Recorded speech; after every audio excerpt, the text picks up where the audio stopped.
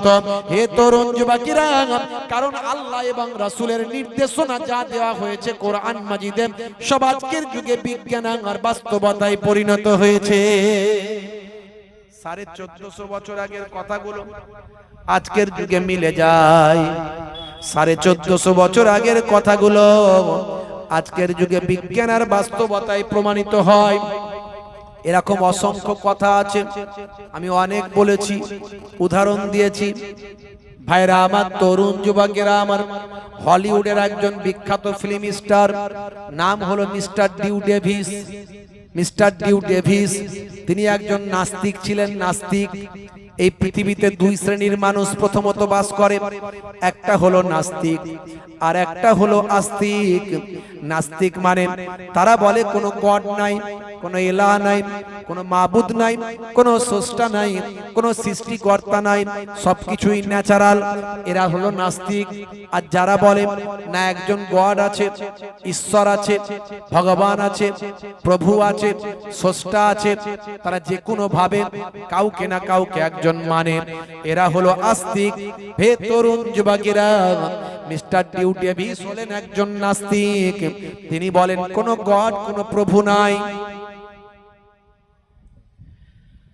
পৃথিবী বিখ্যাত একজন সেলিব্রিটি মানুষ তিনি, পৃথিবী বিখ্যাত একজন নায়ক, পৃথিবী বিখ্যাত একজন হলিউডের বিখ্যাত একজন ফিল্ম স্টার। তাকে তার বন্ধুরা বলল, মুসলিম বন্ধু আছে, খ্রিস্টান বন্ধু আছে, ইহুদি বন্ধু আছে, তারা বলল হে মিস্টার ডিউ ডেভিস, শুনে রেখে দেন, আপনার আস্তিক হওয়া প্রয়োজন। নাস্তিকতা ছেড়ে দিয়ে আস্তিক হওয়া আপনার দরকার। মনে রাখবেন হে মিস্টার ডিউ ডেভিস, আস্তিকতার পথটাই হলো সঠিক পথ। আমরা ধর্মগ্রন্থ পড়েছি, ধর্মগ্রন্থ পড়ে আমরা জেনেছি মহান স্রষ্টা বলে একজন আছেন। আপনাকে সেটা নিয়ে গবেষণা করা আপনার জন্য প্রয়োজন। হে তরুণ যুবকেরা, মিস্টার ডিউ ডেভিস সেই সময় বলেছিলেন, তাহলে শোনো, তাই যদি হয়ে থাকে তাহলে তোমাদের ধর্মগ্রন্থগুলো আমাকে দাও, আমি একটু গবেষণা করে দেখি, আমি একটু গবেষণা রিসার্চ করে দেখি যে সত্যি সত্যি মহান স্রষ্টা বলে পৃথিবীর জমিনে, পৃথিবীর বুকে, বিশ্ব ব্রহ্মাণ্ডের বুকে কেউ আছে কিনা, মহান স্রষ্টা আছে কিনা একটু গবেষণা করে দেখি। মুখে তো শুধু বললে হবে না। আপনাকে যদি কেউ বলে আল্লাহ আছে, আপনাকে আপনাকে আপনি আপনি বলে দিয়ে আপনি বললেন যে আল্লাহ আছে, সে বলবে আল্লাহ আছে তো কি করে আছে, প্রমাণ করো, প্রমাণটা করো। কি করে প্রমাণ করবেন? আপনি বলবেন আল্লাহকে আমরা দেখতে পাই না, আল্লাহর নিদর্শন দেখতে পাই, চাঁদ আল্লাহ সৃষ্টি, সূর্য আল্লাহ সৃষ্টি, কিন্তু তারা তো মানবে না, তারা বলবে এগুলো সব বিগ ব্যাং থিওরি, এগুলো সব বিগ ব্যাং থিওরি। হে তরুণ যুবকেরা, হে আমার বন্ধুরা, হে আমার মুরব্বিয়ানেরা, খুব সংক্ষেপ করে বলি। প্রথমে একটু ঈমানের কথা বলছি। ঈমানের কথা বলতে গিয়ে এগুলো বলছি, একটু মনোযোগ দিয়ে বুঝুন। হে যুবকেরা, মনোযোগ দিয়ে শুনুন। মিস্টার ডিউ ডেভিস একজন পৃথিবী বিখ্যাত একজন সেলিব্রিটি। তিনি তখন কি করলেন, বিভিন্ন ধর্মগ্রন্থগুলো সঙ্গে নিলেন। মুসলিম ভাই তাকে একটা ধর্মগ্রন্থ আল কোরআন দিলেন, কেউ বা আপনার অন্য কিছু দিলেন, কেউ বা অন্য কিছু দিলেন। সব কিছু নিয়ে তিনি তার বাড়িতে প্রবেশ করার আগে বললেন, আমি 6 মাসের জন্য বাড়িতে প্রবেশ করছি, কোন ধর্মগ্রন্থ যদি সঠিক হয়ে থাকে তাহলে আমার 3টে সূত্র সেই ধর্মগ্রন্থের সঙ্গে মিলে যাবে। 3টে সূত্র যদি আমার মিলে যায়, আমি জানবো সেই ধর্মগ্রন্থটা সঠিক। 3টে সূত্র আমার মিলতে হবে। কি সূত্র তিনি বলে দিয়েছিলেন। দেখুন, ঈমান কাকে বলে, কিভাবে ঈমানকে মজবুত করবেন। আজকে সারা পৃথিবীতে কোটি কোটি মানুষ প্রতিনিয়ত ঈমানকে আপন করে নিচ্ছে, আমার নবীকে নবী বলে স্বীকার করছে, আমার আপনার রাসূলকে তার আখিরি জামানার পয়গম্বর বলে মানছে, আল্লাহকে এক বলে স্বীকার করছে। এটা আমার আপনার মতো কোনো মৌলবীর এখানে কোনো কৃতিত্ব নাই বাবা। এখানে আসল কৃতিত্ব হলো আল্লাহর কোরআন। তারা কিছুই দেখতে পায় না, না নবীকে দেখতে পাচ্ছে না আল্লাহকে দেখতে পাচ্ছে, তারা একটা জিনিস পাচ্ছে, সেটা হলো কোরআন। সে কোরআনকে তারা পড়ে নিয়ে দেখছে, আরে বাপ রে বাপ, এখানে যা লেখা আছে একটা কথাও তো কেটে দেওয়ার মতো নয়, বরং আমরা আমাদেরকে এই কোরআন অনেক শিক্ষা দিচ্ছে। তারা পড়ে অবাক হয়ে গিয়ে বলে কোরআন সত্য, নবী সত্য, আল্লাহ সত্য। জোরে বলুন সুবহানাল্লাহ। ভাইরা আমার, তরুণ যুবকেরা আমার, হে আমার মুরব্বিয়ানেরা শুনে রেখে দেন, মিস্টার ডিউ ডেভিস এই সময় বলেছিলেন, শুনুন, আমার তিনটে সূত্র যদি মিলে যায় তাহলে আমি আল্লাহ বলে কেউ আছেন বিশ্বাস করব, গড কেউ আছেন বিশ্বাস করব, প্রভু কেউ আছেন বিশ্বাস করব। তার মধ্যে এক নাম্বার সূত্রটা হলো মহান স্রষ্টা যদি পৃথিবীর জমিনে বলে কেউ থাকেন, মহান স্রষ্টা বলে বিশ্ব ব্রহ্মাণ্ডে যদি কেউ থাকেন, পৃথিবীর মানুষের জন্য মহান স্রষ্টা বলে কেউ থাকেন, তাহলে নিশ্চয়ই স্রষ্টার একটা বাণী পৃথিবীর মানুষের জন্য থাকবে। তখন মুসলমানরা বলে এই তো কোরআন মাজিদ বাণী, অন্য সম্প্রদায়ের মানুষরা বলে এই তো বাণী। এ তরুণ যুবকেরা, মিস্টার ডিউ ডেভিস বলেন ঠিক আছে, মেনে নিলাম, যদি বাণী সত্য হয় তাহলে আমার তিনটে সূত্র মিলবে। তার মধ্যে একটা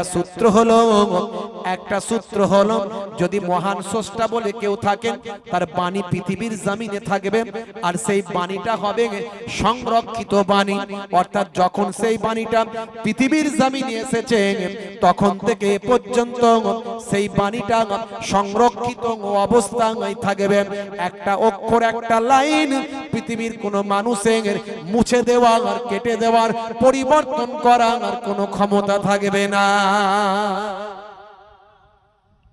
সংরক্ষিত অবস্থায় হতে হবে। মহান স্রষ্টা বলে যদি কেউ থাকেন, এক নাম্বার সূত্র মিলতে হবে, সেটা হলো তার একটা বাণী থাকবে পৃথিবীর মাটিতে, সেটা হবে সংরক্ষিত, একটা লাইন পাল্টাতে পারবে না। আপনি বলুন তো, আপনার কোনো কেতাবের নাম জানা আছে যে কেতাবটা শত শত বছর ধরে অক্ষত অবস্থায় আছে, পরিবর্তন হয়নি, একটা লাইন পাল্টাতে পারেনি? এরকম কোন আপনার কেতাবের নাম জানা আছে কি? কি জানা আছে? Only one book in the world, একটাই কেতাব পৃথিবীর বুকে আছে, হিজ নেম ইজ আল কোরআন। জোরে বলুন সুবহানাল্লাহ। হে তরুণ যুবকেরা, হে আমার মুরব্বিয়ানেরা, শুনে রেখে দিন বাবা, জেনে রেখে দেন। হে মুসলমান, একটু লক্ষ্য করুন, এই কোরআন মাজিদ একটাই কিতাব বন্ধুরা আমার, তরুণ যুবকেরা আমার। কিন্তু মিস্টার ডিউ ডেভিস গবেষণা করার জন্য বিভিন্ন ধর্মগ্রন্থ নিয়ে 6 মাসের জন্য বাড়িতে প্রবেশ করলেন।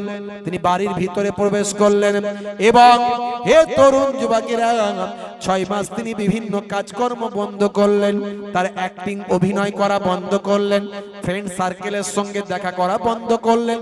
তিনি ডেট দিয়ে দিলেন, আজ থেকে 6 মাস পরে অমুক দিনে আমি বাইরে বের হব, আমার ফ্রেন্ড সার্কেল থেকে ফ্যান ফলোয়ার্স যারা আছে তাদের সঙ্গে আমি মুলাকাত করব। 6 মাসের আগে আমার সঙ্গে কেউ মুলাকাত করবে না, আমার সঙ্গে কারো দেখা হবে না। 6 মাস ধরে আমি বাড়িতে মেহনত করব, বিভিন্ন ধর্মশাস্ত্রগুলো নিয়ে গবেষণা করব, বিভিন্ন ধর্মগ্রন্থ নিয়ে আমি রিসার্চ করব। হে তরুণ যুবকেরা, হে আমার বন্ধুরা, মিস্টার ডিউ ডেভিস 6 মাসের জন্য বিভিন্ন ধর্মগ্রন্থ নিয়ে বাড়িতে প্রবেশ করলেন। তিনি কোরআন মাজিদ পড়তে শুরু করলেন, অন্যান্য ধর্মগ্রন্থগুলো পড়তে শুরু করলেন। পড়তে পড়তে পড়তে পড়তে কোরআন মাজিদ যত পড়েন তত তিনি দেখতে পান Quran Majid only one book in the world, সারা পৃথিবীর বুকে একটাই কিতাব, যে কিতাবটা 1450 বছর ধরে একটা লাইন, একটা অক্ষরকে পৃথিবীর কোনো মানুষ পরিবর্তন করতে পারে না। জোরে হবে না? জোরে হবে না? সারা কোরআন মাজিদ তিনি পড়ে অবাক, তিনি অবাক হলেন, আরে বাপ রে বাপ, একটা লাইন এর কেউ পরিবর্তন করার ক্ষমতা হয়নি। পৃথিবীতে এত বড় বড় পণ্ডিতদের আগমন হয়েছে, এত বড় বড় গবেষকরা এসেছে, এত বড় বড় সায়েন্টিস্টরা এসেছে, এত বড় বড় বড় বড় বিজ্ঞ পণ্ডিতেরা এসেছে, তারা কেউ পাল্টাতে পারেনি একটা অক্ষর। বই লিখলে, কিতাব লিখলে তার সংস্করণ হয়, প্রথম সংস্করণ, দ্বিতীয় সংস্করণ, তৃতীয় সংস্করণ। আবার বই লিখলে লিখে দেয়, যদি কোনো পাঠকের লেখার মধ্যে ভুল ভ্রান্তি ত্রুটি মার্জনা ধরা পড়ে অনুগ্রহ পূর্বক লেখকের সঙ্গে যোগাযোগ করে জ্ঞাত করবেন, পরবর্তী সংস্করণে ঠিক করে দেওয়া হবে। আচ্ছা, কোরআন মাজিদে এরকম কিছু লেখা আছে নাকি? লেখা আছে? লেখা নাই। কারণ কোরআন মাজিদ কোনো পাঠকের লেখা নয়, কোনো মানুষের লেখা নয়। কোরআন মাজিদ স্বয়ং আল্লাহ তাআলা লিখে দিয়েছেন। জোরে বলুন সুবহান। হে তরুণ যুবকেরা, হে আমার বন্ধুরা, শুনে রেখে দিন বাবা, জেনে রেখে দেন। হে মুসলমান, একটু লক্ষ্য করুন, আমার আল্লাহ কোরআন মাজিদের ভিতরে বললেন, ওয়া ইন কুনতুম ফি রাইবিম মিম্মা নাযালনা আলা আবদিনা ফাআতু বিসূরাতিম মিন মিসলি ওয়াদউ শুহাদাআকুম মিন দুনিল্লাহি ইন কুনতুম সাদিকিন। আমার আল্লাহ জানিয়ে দিয়েছেন, এই দুনিয়ার মানুষ, আমার নবীর উপর, আমার বান্দার উপর যে কোরআন মাজিদ আমি আল্লাহ নাজিল করেছি, যে আয়াত নাজিল করেছি, যদি তোমাদের এটা নিয়ে কোনো ডাউট হয়, সন্দেহ হয়, তাহলে এই কোরআন মাজিদের ফাতু বিসূরাতিন মিন মিসলি, এই কোরআন মাজিদের একটা সূরার মতো সূরা নিয়ে আসো। কোরআন মাজিদের একটা সূরার মতো সূরা বানিয়ে নিয়ে আসো। আর আল্লাহ ছাড়া যাকে খুশি সহযোগিতায় রাখো, সঙ্গী হিসাবে সহযোগিতা নাও। 1450 বছর আগের চ্যালেঞ্জ। কবেকার চ্যালেঞ্জ? 1450 বছর আগের। এখনো পর্যন্ত পৃথিবীর কোন মানুষ সে চ্যালেঞ্জ গ্রহণ করার ক্ষমতা অর্জন করেনি। গোলাম আহমদ কাদিয়ানি, আপনার নাম শুনেছেন, সে কিন্তু একটু চেষ্টা করেছিল। সে এত বুদ্ধিমান ছিল, সে আল্লাহর নবীর বিরোধিতা করতো না, বলতো মুহাম্মদ সাল্লাল্লাহু আলাইহি ওয়াসাল্লাম আল্লাহর নবী, কিন্তু তারপরে যে আর নবী হবে না এটা তো নয়, আরো নবী হবে। মুহাম্মদ সাল্লাল্লাহু আলাইহি ওয়াসাল্লাম নবী ছিলেন, তারপরে আরো নবী হবে না তা নয়, নবী হবে। আমি সেরকম একজন নবী। সে ছিল একজন শায়ের, একজন কবি, খুব সুন্দর করে কবিতা বলতে পারতো, তার কবিতা শুনে অনেকে মুগ্ধ হয়ে যেত, বুঝতে পারছেন? সে তখন বলতো, এগুলো তো জিবরাইল আমার কাছে নিয়ে এসেছে, বলুন না নাউজুবিল্লাহ। তখন তার কবিতার লাইনের অনেকে ভুল ধরতে শুরু করলেন। তখন আবার তিনি বলতেন, যখন জিবরাইল ফারিস্তা আসতো, মাঝে মাঝে আমি একটু ঘুমাচ্ছন্ন, তন্দ্রাচ্ছন্ন, একটু মাঝে মাঝে ঘুমিয়ে পড়তাম, তো ওই ঘুমের ঘরে ওই আয়াত শুনে মাঝে মাঝে একটু গন্ডগোল হয়ে যেত, ওটা ঠিক করে নেবো, অসুবিধা নাই, বুঝতে পারছেন ভাইরা আমার? তার মওতটা হয়েছিল অত্যন্ত জিল্লাতের সঙ্গে। হে তরুণ যুবকেরা, হে আমার বন্ধুরা, শুনে রেখে দিন বাবা, জেনে রেখে দেন। হে মুসলমান, একটু লক্ষ্য করুন, তরুণ যুবকেরা আমার, মুরব্বিয়ানিরা আমার, দীর্ঘ 23টা বছর ধরে কোরআন মাজিদ নাজিল হয়েছিল। আল্লাহর নবী মুখস্থ করে নিয়েছিলেন। ভাই আমার, বছরে কয়েকবার করে হযরতে জিবরাইল আলাইহিস সালামকে আমার আপনার নবী কোরআন মাজিদ মুখস্থ শোনাতেন। ভাই আমার, কাতেবে ওহী যারা ছিলেন, ওহীর লেখক যারা ছিলেন, তারা আল্লাহর কোরআন মাজিদ যখনই নাজিল হতো তারা লিপিবদ্ধ করে রাখতেন। হে তরুণ যুবকেরা, হে আমার মুরব্বিয়ানিরা, এইভাবে কোরআন মাজিদ 1450 বছর আগে সংরক্ষিত অবস্থায় ছিল, সংরক্ষণ করা হয়েছিল। সেই থেকে আজ পর্যন্ত কোরআন মাজিদের একটা লাইন, একটা অক্ষর পৃথিবীর কোনো মানুষ বদলাতে পারে না। মিস্টার ডিউ ডেভিস তিনি চিন্তা করলেন, হাই রে হাই, আমার প্রথম সূত্রটা, প্রত্যেকটা গ্রন্থ আমি পড়লাম, গবেষণা করলাম, রিসার্চ করে দেখলাম কোন গ্রন্থের সঙ্গে নয়, একটা গ্রন্থের সঙ্গে মিলে যায়, প্রথম আমার 1 নাম্বার সূত্র, 1450 বছর ধরে মহান স্রষ্টার যদি বাণী পৃথিবীতে এসে থাকে, তাহলে মহান স্রষ্টার বাণী পৃথিবীর কোন মানুষের বদলানোর ক্ষমতা হবে না। একটাই কেবল কিতাব, যে কিতাবের একটা লাইন বদলানোর ক্ষমতা পৃথিবীর কোন মানুষের নাই, সেই কিতাবটার নাম হলো আল কোরআন। সেই কোরআন মাজিদ, আমি অবাক হয়ে যাই ভাইরা আমার, তরুণ যুবকেরা আমার, মুরব্বিয়ানেরা আমার, সেই কোরআন মাজিদ মিস্টার ডিউ ডেভিস আরো পড়া শুরু করলেন। আমার 1 নাম্বার সূত্র, সংরক্ষিত অবস্থায় থাকবে। 2 নাম্বার আমার সূত্র হলো, যদি সেই কিতাব, যদি সেই পুস্তকটা সঠিক হয়, তাহলে তার মধ্যে কোনো বৈপরীত্য, বিরুদ্ধাচারণ বক্তব্য থাকবে না। কোন বিরুদ্ধাচারণ, কোন বৈপরীত্যমূলক, কোন ডিবেটমূলক বক্তব্য সেই কিতাবে এর ভিতর থাকবে না। ক্লিয়ার করে বললে বুঝে যাবেন। মনে করুন আমার আল্লাহ 82 জায়গায় নামাজের কথা বলেছেন, ওয়াকিমুস সালাত ওয়া আতুজ যাকাত ওয়া আরকাউ মা'আর রাকিন, সালাত আদায় করো, যাকাত প্রদান করো, আর রুকুকারীদের সঙ্গে রুকুটা করো। তার মানে জামাতে মসজিদে গিয়ে নামাজ পড়ো। অনেকে জামাত ছেড়ে দেয়, ইচ্ছা মতো নামাজ পড়ে, মন গড়া, পড়লেই তো হলো রে বাবু, নাকি নামাজ পড়তে হবে বলেছে, পড়লেই তো হলো। ও জামাতে তো সবাই যাচ্ছে, আমি একটু কাজে ব্যস্ত আছি। আগে কাজ না আগে নামাজ, জোরে বলেন, আগে কাজ না আগে নামাজ। হ্যাঁ, হে তরুণ যুবকেরা, আমার আল্লাহ কোরআন মাজিদে অন্য জায়গায় আবার জানালেন, ইন্নাস সালাতা তানহা আনিল ফাহশাই ওয়াল মুনকার, নিশ্চয় নামাজ তোমাকে অশ্লীলতা অন্যায় থেকে দূরে সরিয়ে দেবে।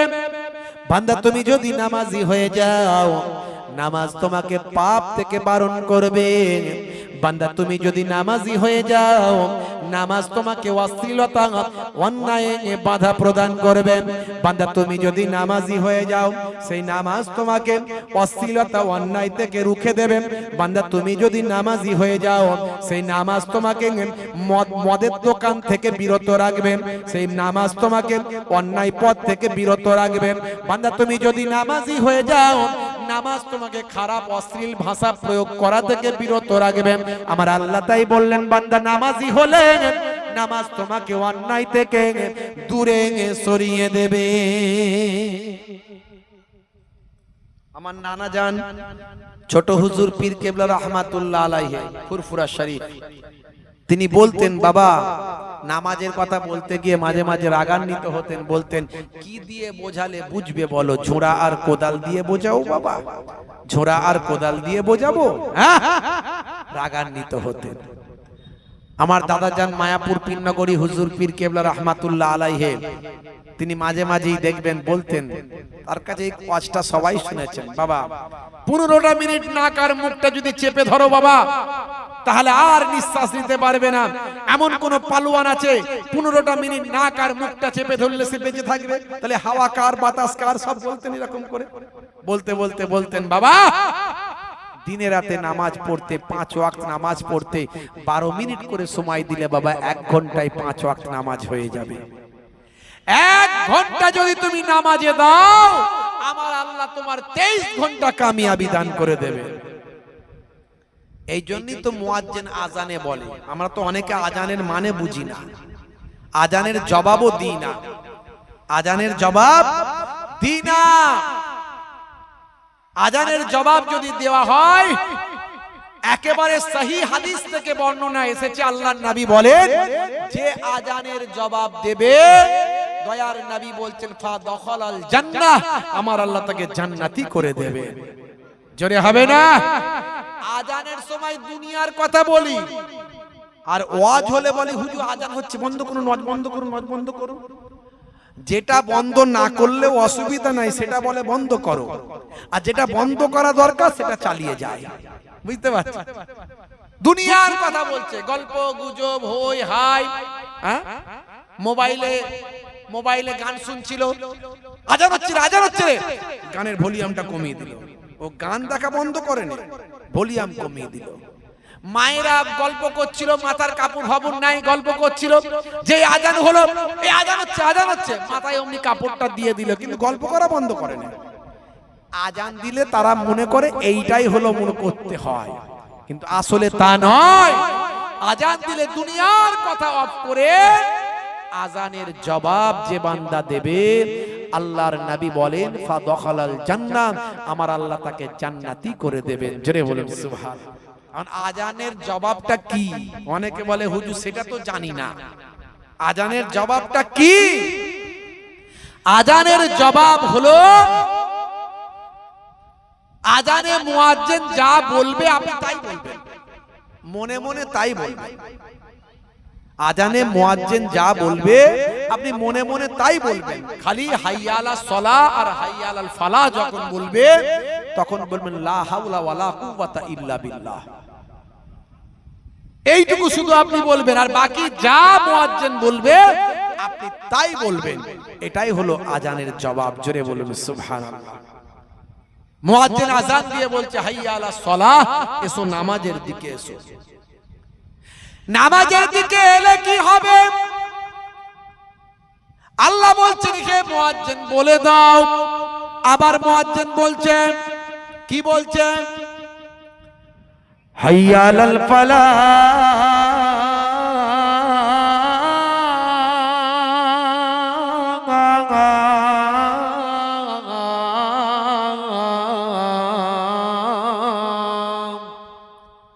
নামাজে এলে আমি আল্লাহ তোমাকে কামিয়াবি দান করে দেব।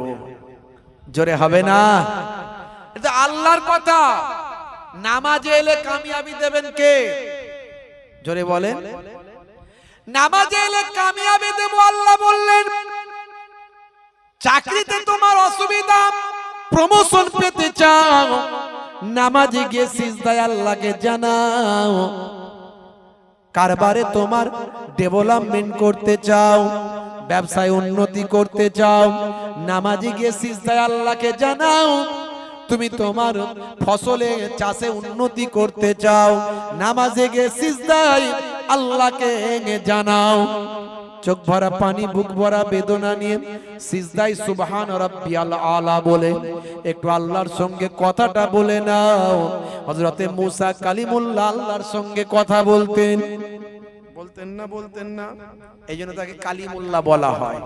হ্যাঁ, মুসা নবীকে কালিমুল্লাহ বলা হয়, ইব্রাহিম নবীকে খলিলুল্লাহ বলা হয়, ইসমাইল নবীকে জাবিহুল্লাহ বলা হয়, আদম নবীকে সাফিউল্লাহ বলা হয়, দাউদ নবীকে খলিফাতুল্লাহ বলা হয়, আর আমার আপনার নবীকে হাবিবুল্লাহ বলা হয়। জোরে হবে না? খলিল মানে বন্ধু, সাদিক মানে বন্ধু, হাবিব মানে বন্ধু, সবই বন্ধু। হ্যাঁ, কিন্তু বন্ধুত্বের মধ্যে একটু ব্যাখ্যা আলাদা আছে। খলিল মানে বন্ধু, সাদিক মানে বন্ধু, রফিক মানে বন্ধু, হাবিব মানে বন্ধু, কিন্তু বন্ধুত্বের মধ্যে একটু ব্যাখ্যা আলাদা আছে। খলিল মানে বন্ধু কিরকম?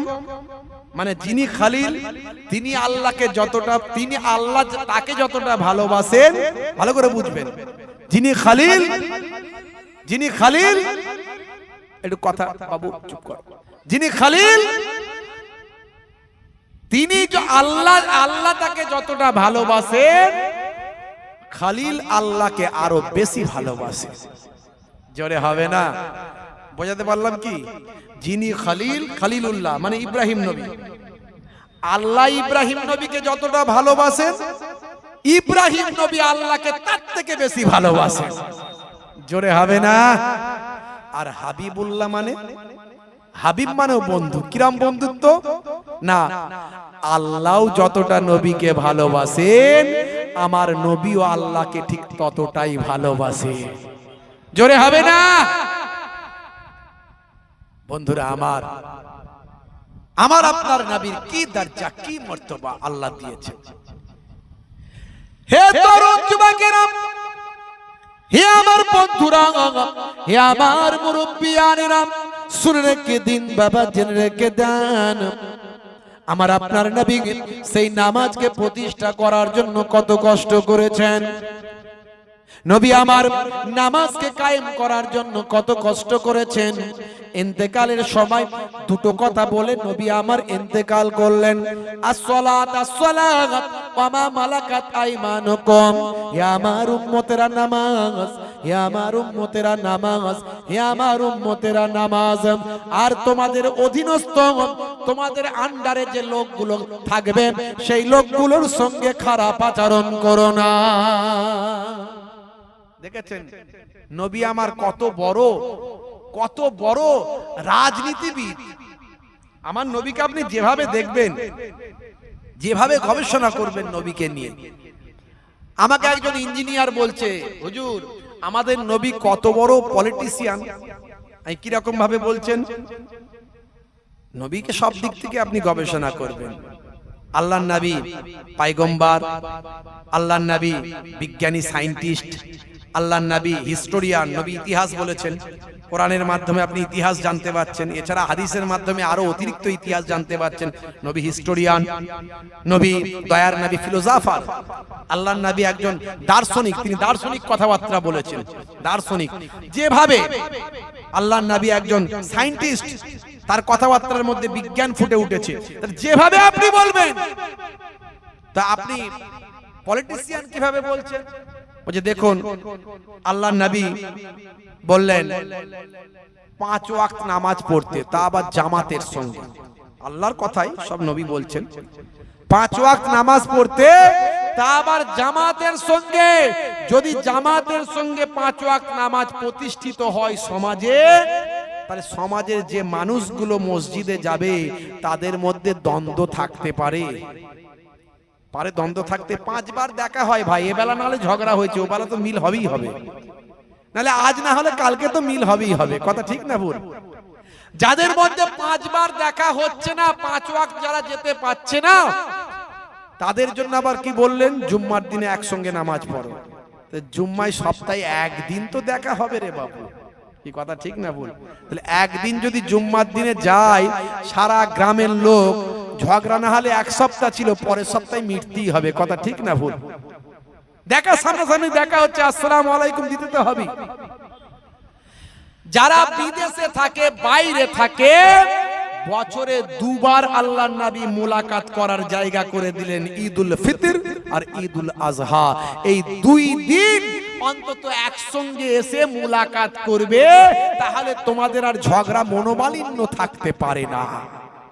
এটা তো দূরদৃষ্টি সম্পন্ন একজন পলিটিশিয়ানের কাজ। হ্যাঁ, যে দৃষ্টিকোণ থেকে আমার নবীকে দেখবেন সেদিক থেকে আপনি পাবেন।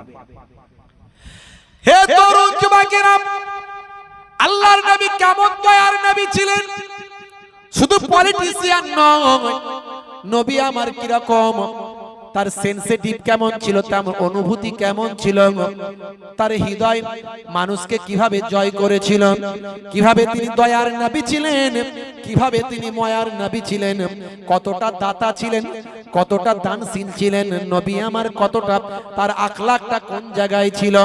এর জন্য আমার আল্লাহ কোরআন মাজিদের ভিতরে বললেন, লাকাদ কানা লাকুম ফি রাসূলিল্লাহি উসওয়াতুন হাসানা। হে দুনিয়ার মানুষ, তোমাদের জন্য তোমাদের নবীর মধ্যে আছে উত্তম আদর্শ।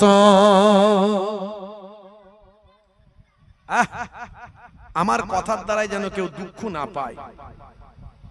আপনি এমন কথা বলছেন উড়িয়ে উড়িয়ে, পেঁচিয়ে পেঁচিয়ে, আপনার কথায় সবাই বুঝতে পারছে যে আপনি কাউকে টোন টিটকিরি মেরে কথা বলে তাকে দুঃখ দিচ্ছেন। ডাইরেক্ট না বললেও ইনডাইরেক্ট বলছেন। তাহলে আপনার মধ্যে ক্ষমার আদর্শ, দয়ার আদর্শ, মায়ার আদর্শ গেল কোথায়? নবীর সুন্নতের তরিকা কই? না। হে তরুণ যুবকেরা, হে আমার বন্ধুরা, আল্লাহর নবী গরিবই চেয়েছিলেন। আল্লাহর নবীকে আমার আল্লাহ মক্কার পাহাড় পর্বতগুলো সোনা আর রূপা বানিয়ে দিতে চেয়েছিলেন। আমার আল্লাহ বলেছিলেন, হায় আমার হাবিব, এত দুঃখ কষ্ট যদি সহ্য করতে না পারেন, আপনি একবার আমার কাছে দোয়া চান, আপনি একবার আমাকে বলুন, আমি আপনার জন্য মক্কার পাহাড় পর্বতগুলো সোনা আর রূপা বানিয়ে দেব। আমার আপনার নবী আখেরি জামানার পয়গম্বর বলেছিলেন, মাবুদ আল্লাহ, আমি দুঃখ কষ্ট যন্ত্রণা সবটা আমি হজম করে নেব, কারণ কাল কিয়ামত পর্যন্ত আমার কোটি কোটি উম্মতি হবে যারা অসহায় হবে, অনাহারে ওয়ার্তাহারে দিন কাটাবে, গরিব হবে, অসহায় হবে। তারা যদি আমি নবী ধন দৌলতের মালিক হয়, তারা কেমন করে সাবার করবে, কেমন করে ধৈর্য ধারণ করবে।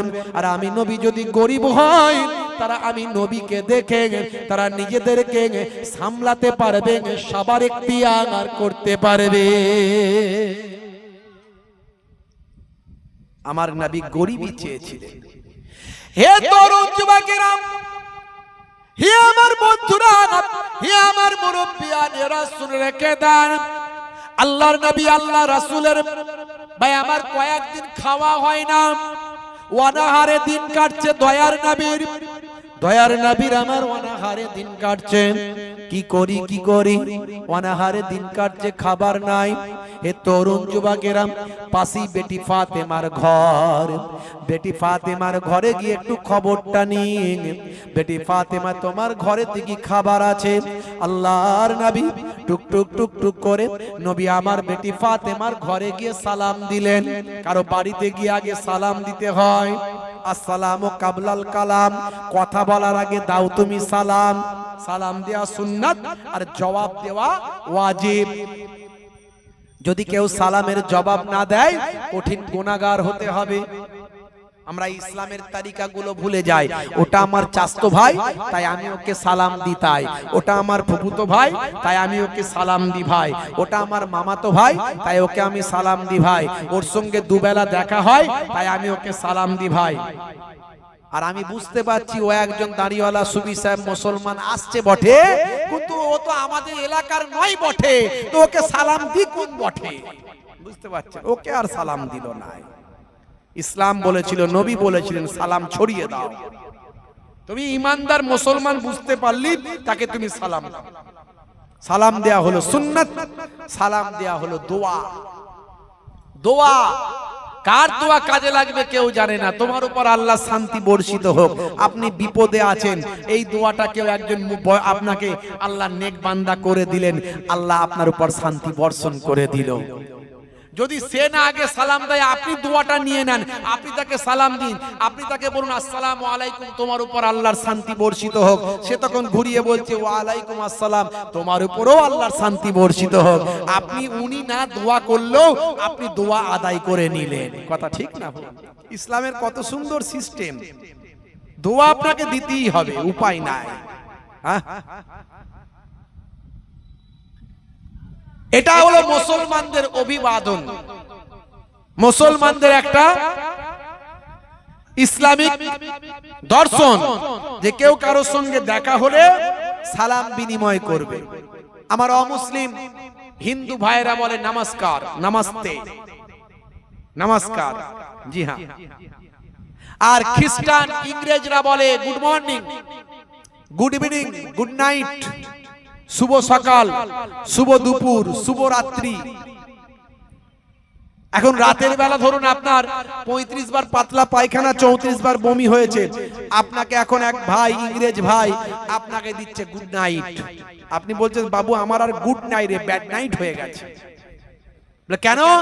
বলে এখন আমি ছেলের সঙ্গে হসপিটালে যাচ্ছি, বসিরহাট হসপিটালে। কেন? বলে 35 বার পাতলা পায়খানা, 34 বার বমি হয়েছে, আমার আর রাত্রিটা গুড আছে না বাবু, আমার রাত্রি এখন ব্যাড হয়ে গেছে। কথা ঠিক না বল? আর যদি আপনাকে বলতো আসসালামু আলাইকুম, আপনার গুড থাকুক আর ব্যাড থাকুক, আপনার জন্য একটা দোয়া হতো, আল্লাহর শান্তি তোমার উপর বর্ষিত হোক। দেখছেন, ইসলামের যা কিছু বলা হয়েছে সবের মধ্যে বিজ্ঞান বাস্তবতা আছে, সবের মধ্যে আধুনিকতা আছে। এই জন্য সারা পৃথিবীর বড় বড় নায়ক, গায়ক, খেলোয়াড়, প্লেয়ার, নেতা, মন্ত্রী আজকে ইসলাম নিয়ে গবেষণা করছে, রিসার্চ করছে, বিশ্ব নবীর শিষ্য হচ্ছে।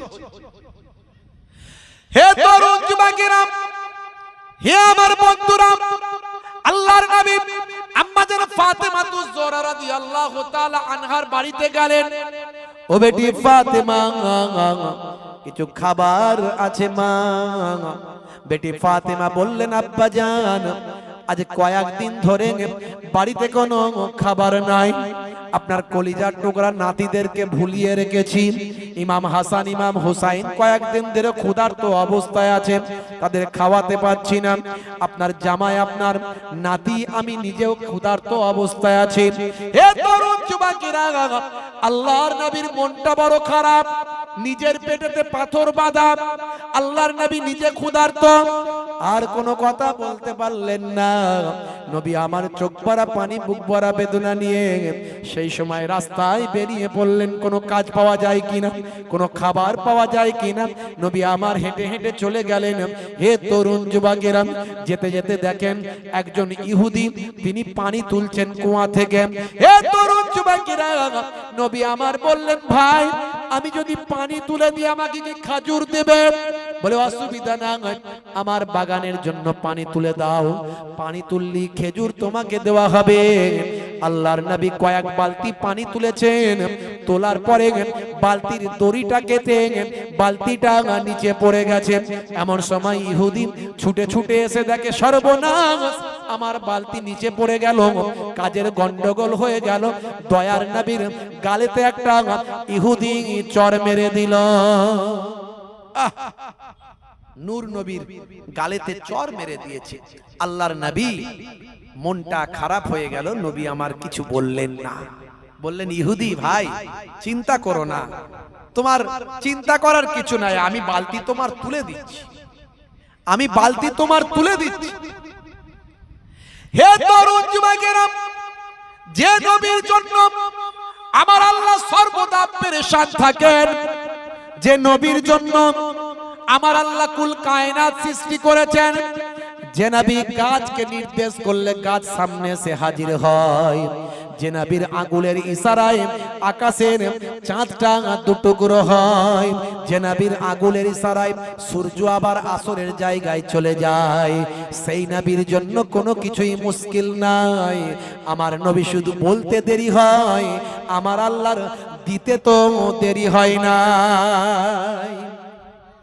अगर तुम गौर से मेरे नबी का नात सुन लोगे,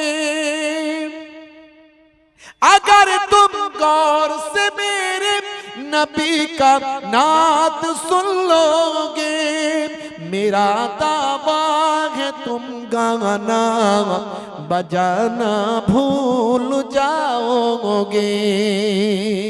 जोरे हवे ना, जोरे हवे ना। হে তরুণ যুবকেরা, হে আমার বন্ধুরা, হে আমার মুরব্বিয়ানেরা, আল্লাহর নবী সেই সময় কি করলেন? নবী আমার হাতটা শুধু একটু কুয়াতে বাড়িয়ে দিলেন, আল্লাহর কুদরতি ক্ষমতায় পানি তত্তর করে সামনে উপরের দিকে উঠে আসলো। সেই পানিতে ভেসে উঠলো ওই বালতি। আল্লাহর নবী রশিটা ধরে, বালতিটা ধরে আল্লাহর নবী সেই সময় ওই ইহুদিকে দিয়ে বললেন, এই নাও ইহুদি ভাই, তোমার বালতিটা তোমার কাছে ফিরিয়ে দিলাম।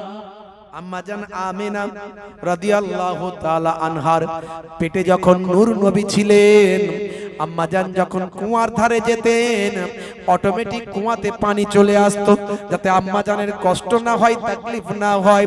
এই ঘটনা দেখে মক্কার মহিলারা তখন দাঁড়িয়ে যেত, আম্মা জানকে বলতো, ও মা আমিনা, তুমি কুয়ার কাছ থেকে যাও না, তুমি কুয়ার ধার থেকে চলে গেলে কুয়ার পানিটা আবার নিচে নেমে যাবে। তুমি যতক্ষণ কুয়ার পাশে থাকবে, কুয়ার পানি উপর পর্যন্ত থাকবে, এই জামজামের পানি উপর পর্যন্ত থাকবে, আর আমাদের পানি নিতে বড় সুবিধা হবে। আল্লাহর নবীর জন্য আমার আল্লাহ এই ব্যবস্থা করে দেন। সেই নবীর জন্য কোনো অসম্ভব নয়, কিন্তু সেই নবী ক্ষুধার্ত থেকে উম্মতে মুহাম্মাদীকে শিক্ষা দিয়েছে। নবী যদি একবার বলতেন আল্লাহ খাবার চাই, অভাব হতো? হতো না।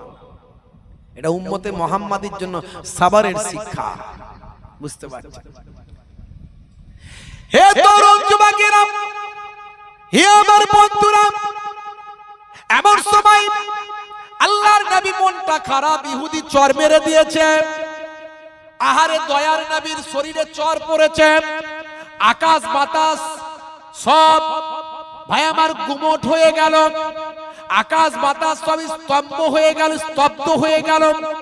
আল্লাহর নবী যার জন্য পৃথিবী আকাশ চন্দ্র সূর্য গ্রহ উপগ্রহ সৌরজগৎ নবমণ্ডল ভূমণ্ডল পাহাড় পর্বত নদ নদী বন বনানী যার জন্য, সেই নবীর সঙ্গে বিয়াদবি করেছেন, সবকিছু স্তব্ধ হয়ে গেছে, সবকিছু যেন থমকে গেছে, সবকিছু যেন রোনা জারি করছেন। আল্লাহর নবীর চেহারা মোবারকে থাপ্পড় মেরেছে। এমন সময় ইহুদি দেখলো, হাই রে হাই সর্বনাশ, কি করলাম, এই মানুষটা তো সাধারণ মানুষ নয়, এই মানুষটা হাত বাড়িয়ে আমার বালতিটা তুলে দিলাম, এই মানুষটার জন্য কুয়ার পানি ওপর পর্যন্ত উঠে এলো, না জানি আমি কোনো ভুল কাজ করে ফেললাম। আল্লাহর নবী বাড়ি চলে গেলেন। কিছু সময় পর থেকেই ওই ইহুদির হাতের যন্ত্রণা শুরু হলো। এত যন্ত্রণা, এত কষ্ট, এত কষ্ট ইহুদি আর সহ্য করতে না পেরে যন্ত্রণার চটপট ছটপট করতে করতে নিজের হাতটাকে নিজে কেটে ফেলেছে।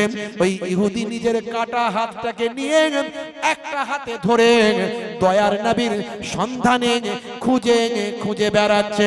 খুঁজে খুঁজে খুঁজে খুঁজে আল্লাহর নবীর সন্ধান পেয়েছে। দয়ার নবীর কাছে গিয়ে বলে, হুজুর চিনতে পারিনি, পরে জানলাম রাহমাতুল লিল আলামিন আপনি। আমার আল্লাহ বলছেন, বান্দারে শুনে রেখে দাও, জেনে রেখে দাও, আলহামদুলিল্লাহি রাব্বিল আলামিন। আল্লাহ বলছেন, বান্দারে শোনো, আমি হলাম রব্বুল আলামিন, সারা আলামের জন্য রব। সূরা ফাতিহা উম্মুল কোরআনে আল্লাহ ঘোষণা করেছেন, প্রথমেই তোমরা আমার কাছে প্রার্থনা করো, দোয়া চাও, বলো আলহামদুলিল্লাহি রাব্বিল আলামিন। আমার নবী হলেন, আমার আল্লাহ হলেন সারা আলামের জন্য রব। সে আল্লাহর প্রশংসা করো, সে আল্লাহর প্রশংসা। আর আমার আল্লাহ অন্য জায়গায় বললেন, ওয়া মা আরসালনাকা ইল্লা রাহমাতাল লিল আলামিন।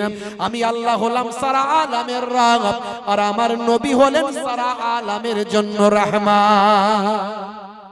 যে আলামের আমি রব, সেই আলামের আমার নবী হলেন রাহমাত। জোরে বলেন সুবহানাল্লাহ। আলাম, আলাম হলো এক বচন ওয়াহিদ, আর আলামিন হলো জামা বহু বচন। আলাম মানে হলো একটা জগৎ, আর আলামিন হলো অনেক জগৎ, বহু বহু জগৎ। আমার আল্লাহ বলছেন আলহামদুলিল্লাহি রাব্বিল আলামিন, এখানে বহু বচন। আমা আরসালনাকা ইল্লা রাহমাতাল লিল আলামিন, এখানে বহু বচন। এটা কবেকার কথা? 1450 বছর আগের কথা, যে সময় মানুষের কোনো জ্ঞান ছিল না, নলেজ ছিল না, যে গ্রহ অনেক আছে, উপগ্রহ ভাই আমার, সৌরজগৎ অনেক ট্রিলিয়ন বিলিয়ন ট্রিলিয়ন ট্রিলিয়ন আছে। বিজ্ঞান তো সামান্য এখন মাত্র 1%, 2% আবিষ্কার করতে পেরেছে। এখনো 95%, 98% বিজ্ঞানের আবিষ্কার বাকি। যে সময় চাঁদে চন্দ্রযান যাচ্ছে, মঙ্গলে মঙ্গলযান যাচ্ছে, সেই সময়তেও বিজ্ঞানের এখনো 95-98% গবেষণা বাকি, এখনো সেই তথ্য আবিষ্কার করতে পারেনি।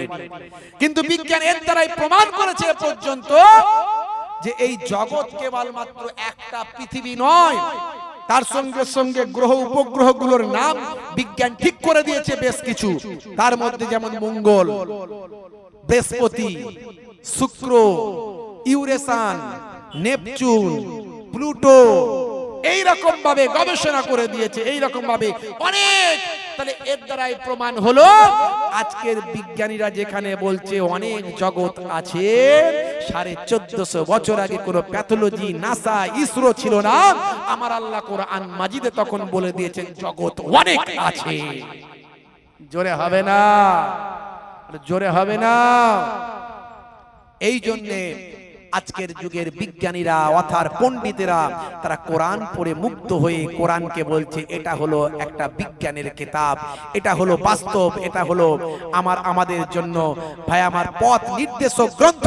কোরআন সত্য, আল্লাহ সত্য, নবী সত্য। জোরে বলুন সুবহানাল্লাহ। হে তরুণ যুবকেরা, হে আমার বন্ধুরা, হে আমার মুরব্বিয়ানেরা, খুবই সংক্ষেপ করে বলি, লম্বা চওড়া নয়, কথায় ফিরে যাব। মিস্টার ব্রেইলের কথা আমার মনে আছে, মিস্টার ডিউ ডেভিসের কথা মনে আছে, গবেষণার কথা মনে আছে। তার মাঝখানে আমি কথাটা আপনাদের মাঝখানে শেষ করে দিই। এমন সময় দয়ার নবীর কাছে খুঁজে খুঁজে ইহুদি চলে গেল।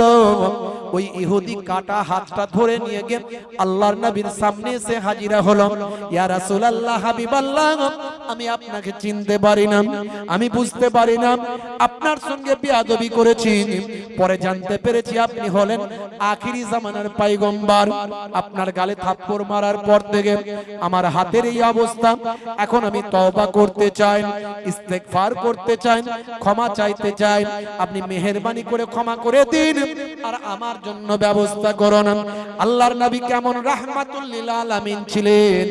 সেই সময় ওই ইহুদিকে বললেন, ইহুদি চিন্তা করো না ভাই, তোমার এই কাটা হাতটা আমায় দাও। কাটা হাতটা হাতে লাগিয়ে দিয়ে নবী আমার একটু দোয়া চাইলেন। দোয়া চাওয়ার সঙ্গে সঙ্গে হাতটা পুনরায় গোটা হয়ে গেল। জোরে হবে না, জোরে হবে না। নবীর রওজা শরীফ দেখে মন ভরে না, दीदार दाओ गो शाहे मदीना, दीदार दाओ गो शाहे मदीना। जोरे हबे ना सुबहानाल्लाह, जोरे हबे ना सुबहानाल्लाह। माशाअल्लाह। जनाब हजरत मोहतारा मौलाना जुनायद হোসেন साहेब मस्त बड़ो একজন যোগ্য আলেম মুফতি, আল্লাহ করে আমাদের লেকচারার্স অ্যাসোসিয়েশন অফ বেঙ্গলের অন্যতম নেতৃত্ব তিনি। মাশাআল্লাহ আজকের বক্তা আছেন আমার পরে, উনি এসে হাজিরা দেবেন কিছু সময়ের মধ্যেই। আল্লাহ করে সব একের পর এক ওলামা হযরতরা আসছেন। এবার দরুদ শরীফ আল্লাহুম্মা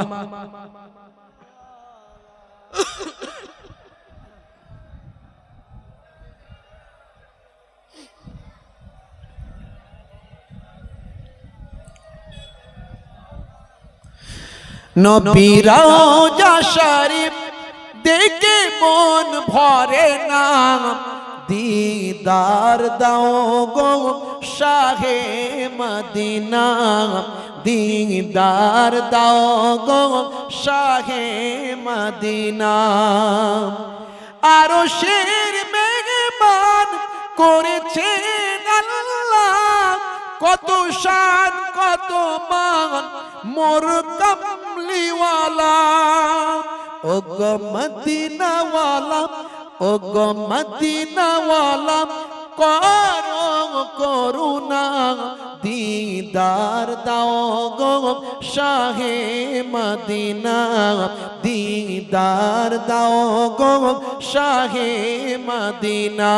नबीर रौजा शरीफ देखे मन भरे ना, दीदार दाओ गो शाहे मदीना, दीदार दाओ गो शाहे मदीना। अल्लाहुम्मा सल्ली अला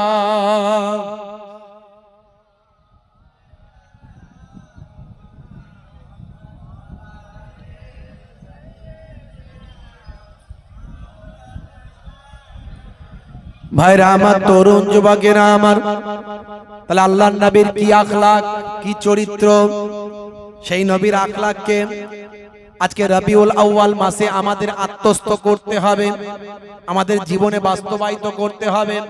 আপনার চরম শত্রু যদি এসে আপনার কাছে স্যালেন্ডার করে, আপনি তাকে ক্ষমা করবেন।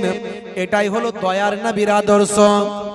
তবে সাবধান থাকতে হবে যেন আবার সে মুনাফিকি করে ক্ষতিটা না করতে পারে। বুঝতে পারছেন? মুনাফিকরাও ইসলামের কম ক্ষতি করেনি। হ্যাঁ, তা আমাদেরকে সাবধানও থাকতে হবে, অবশ্যই তাকে ক্ষমা করতে হবে নবীর আদর্শ দেখে।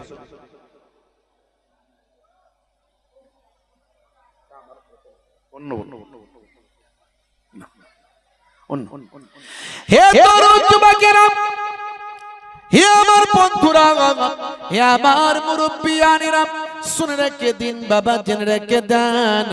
হে মুসলমান, সেই নবীর সুন্নত, সেই নবীর তরিকা, সেই নবীর মেহনত, সেই নবী কত কষ্ট পেলেন নামাজকে কায়েম করার জন্য। আল্লাহর নবী নামাজকে কায়েম করার জন্য কত মেহনত করলেন। সেই নামাজ যুবকেরা ছেড়ে দেবেন না। মুসলমানের ছেলে নামাজের সময় হলে মুয়াজ্জিন যখন আজান দেয় হাইয়া আলাস সালাম, মুসলমানের লালটু পল্টু ঝন্টু পল্টু মন্টুরা সব বলে মসজিদ তলা থেকে বাঁশতলাতে পালাম। বলে কেন রে ভাই? বলে মুয়াজ্জিন যদি দেখতে পায় তাহলে বলবে নামাজ পড়বি আয়।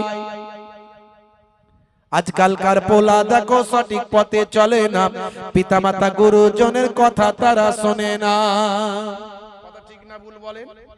মুসলমানের ছেলে এখন, হ্যাঁ, যুবক ছেলেরা দেখবে নামাজ কালাম নাই, ঘোড়া নায়ক গায়কের ভক্ত।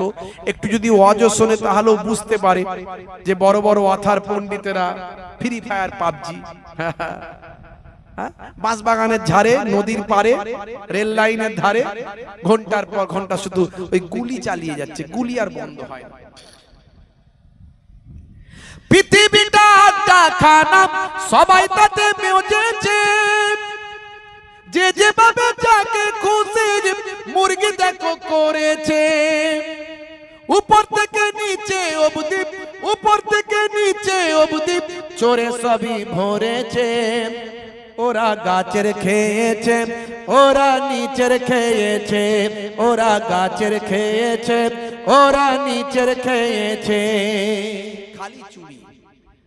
এত নেতা হওয়ার ঝোঁক, বুঝতে পারছেন কেন রে ভাই? বলে চুরি ভালো করা যায়।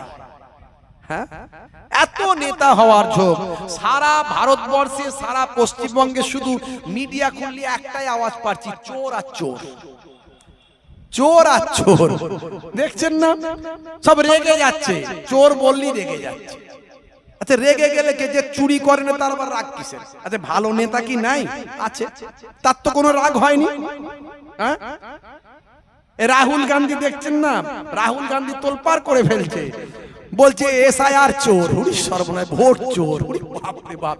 তাহলে চুরি করতে করতে, পয়সা চুরি করতে করতে এই চুরি ওই চুরি সেই চুরি, সে ভোটও চুরি। বুঝতে পারছেন? কত নেতা দেখবে আমার বক্তৃতা দেয় মাইকে, মিষ্টি মিষ্টি কথাতে তার প্রাণটা তোমার জুড়াবে। কাটমানি আর তোলা বাজি, কাটমানি আর তোলা বাজি সবই তারা তুলেছে। ওরা গাছের খেয়েছে, ওরা নিচের খেয়েছে, ওরা গাছের খেয়েছে, ওরা নিচের খেয়েছে। রক্ষক আজ ভক্ষক সেজে মানুষ লুটেছে, পুলিশ কিংবা ডাক্তার যেই হোক কমিশন খেয়েছে। রক্ষক আজ ভক্ষক সেজে মানুষ লুটেছে, পুলিশ কিংবা ডাক্তার যেই হোক কমিশন খেয়েছে। ব্যতিক্রমী কিছুর জন্য, ব্যতিক্রমী কিছুর জন্য সমাজ চলছে। ওরা গাছের খেয়েছে, ওরা নিচের খেয়েছে। আল্লাহুম্মা সাল্লি আলা ওয়া আলা আলি সাইয়্যিদিনা। বন্ধুরা আমার, তরুণ যুবকেরা আমার, হে আমার মুরব্বিয়ানেরা, শুনে রেখে দেন। তাহলে আমার আপনার নবী কত কষ্ট করেছেন, মেহনত করেছেন। আমাকে আপনাকে কোরআন মাজিদ দিয়ে গেছেন, নামাজ দিয়েছেন, সুন্নাত দিয়েছেন। হে তরুণ যুবকেরা, সেই নামাজটা ছাড়বেন না। নামাজের সময় হলে মসজিদে যাবেন, আল্লাহর নবীর সুন্নতগুলোকে মনে প্রাণে ভালোবাসবেন। এই দুনিয়া হলো ক্ষণস্থায়ী, আর পরকাল হলো চিরস্থায়ী। আমার আল্লাহ কোরআন মাজিদের ভিতরে বললেন, বাল তুসিরুনাল হায়াতাদ দুনিয়া ওয়াল আখিরাতু খায়রুম ওয়া আবকা। এই দুনিয়া হলো তোমাদের জন্য ক্ষণস্থায়ী, আর পরকালটা হলো তোমার চিরস্থায়ী। হে যুবকেরা, বড় বড় নেতা মন্ত্রী ওয়াতার পণ্ডিত, বড় বড় রাজা সম্রাট মহারাজা, তারা পর্যন্ত আল্লাহর আনুগত্য স্বীকার করেছে, নবীর নির্দেশনা মেনেছে। বাদশা ঔরঙ্গজেব পৃথিবী বিখ্যাত একজন বাদশা ছিলেন, তাকে আলমগীর বাদশা বলা হতো। হে তরুণ যুবকেরা, তিনি হলেন মোগল সম্রাট। তিনি দাক্ষিণাত্য পর্যন্ত সাম্রাজ্য বিস্তার করেছিলেন, সবচেয়ে বেশি দিন রাজত্ব করেছিলেন। হে তরুণ যুবকেরা, তিনি মাঝে মাঝে খাজা গরিব নওয়াজের দরবারে যেতেন। এক বাদশাহ আর এক বাদশাহর দরবারে যেতেন। হে তরুণ যুবকেরা, হিন্দুল ওয়ালিদ শাহিনশাহ বাদশাহ সুলতানুল হিন্দ খাজা গরিব নওয়াজ মাইনুদ্দিন চিশতি আজমিরি সঞ্জারি রহমাতুল্লাহ আলাইহি, দুনিয়াতে যত বাদশা আছেন, বাদশাদের বাদশা হিন্দুল ওলি বাদশাহ, আল্লাহ তাকে বানিয়েছিলেন সে খাজা গরিব নওয়াজের দরবারে গিয়ে হুজুরের ওসিলা দিয়ে আল্লাহর দরবারে দোয়া চাইতে। আমি যেন ভালো করে বাদশাহী চালাতে পারি, যেন আমার রাজত্ব ঠিকভাবে কায়েম করতে পারি, মানুষের উপর যেন কোনো রকম অন্যায় আচরণ না করে ফেলি। কেমন নেতা ছিলেন! সেই বাদশা ঔরঙ্গজেব সম্পর্কে অনেক কটূক্তি করে কিছু মানুষ। ইতিহাসকে বিকৃত করা হয়েছে, ইতিহাসে তাকে দেখানো হয়েছে তিনি নাকি একজন বড় অপরাধী বাদশা ছিলেন, অমুসলিমদের উপর নাকি অনেক অত্যাচার করেছিলেন। আসল ইতিহাসকে বিকৃত করা হয়েছে। হে তরুণ যুবকেরা, তার কথা বলা হয় তিনি নাকি মন্দির ভেঙেছিলেন। মনে রাখবেন বাবা, তিনি তার জীবনে 12টা মন্দির মাত্র ভেঙেছিলেন। তার আমলে 50,000 মন্দির ছিল, তার মধ্যে 12টা মন্দির ভেঙেছিলেন। ভালো করে ইতিহাস জানবেন। শুধু মন্দির নয়, জেরার মসজিদগুলো যেগুলো ছিল সেই মসজিদগুলো ভেঙেছিলেন। মহরমের তাজিয়া বন্ধ করেছিলেন, মহরমের অনুষ্ঠান তিনি বন্ধ করেছিলেন। মহারাষ্ট্রে অনেক মানুষ সেখানে মহরমের তাজিয়া করতে গিয়ে মারা গিয়েছিল। এই রকম যেগুলো প্রয়োজনীয় নয়, যেগুলোর ইসলামের কোনো ভিত্তি নয়, যেগুলো মানুষের কোনো উপকারের নয়, যেগুলো থাকলে মানুষের ভিতর অন্যায় অবিচার বেড়ে যাবে, সেগুলো তিনি বন্ধ করেছিলেন।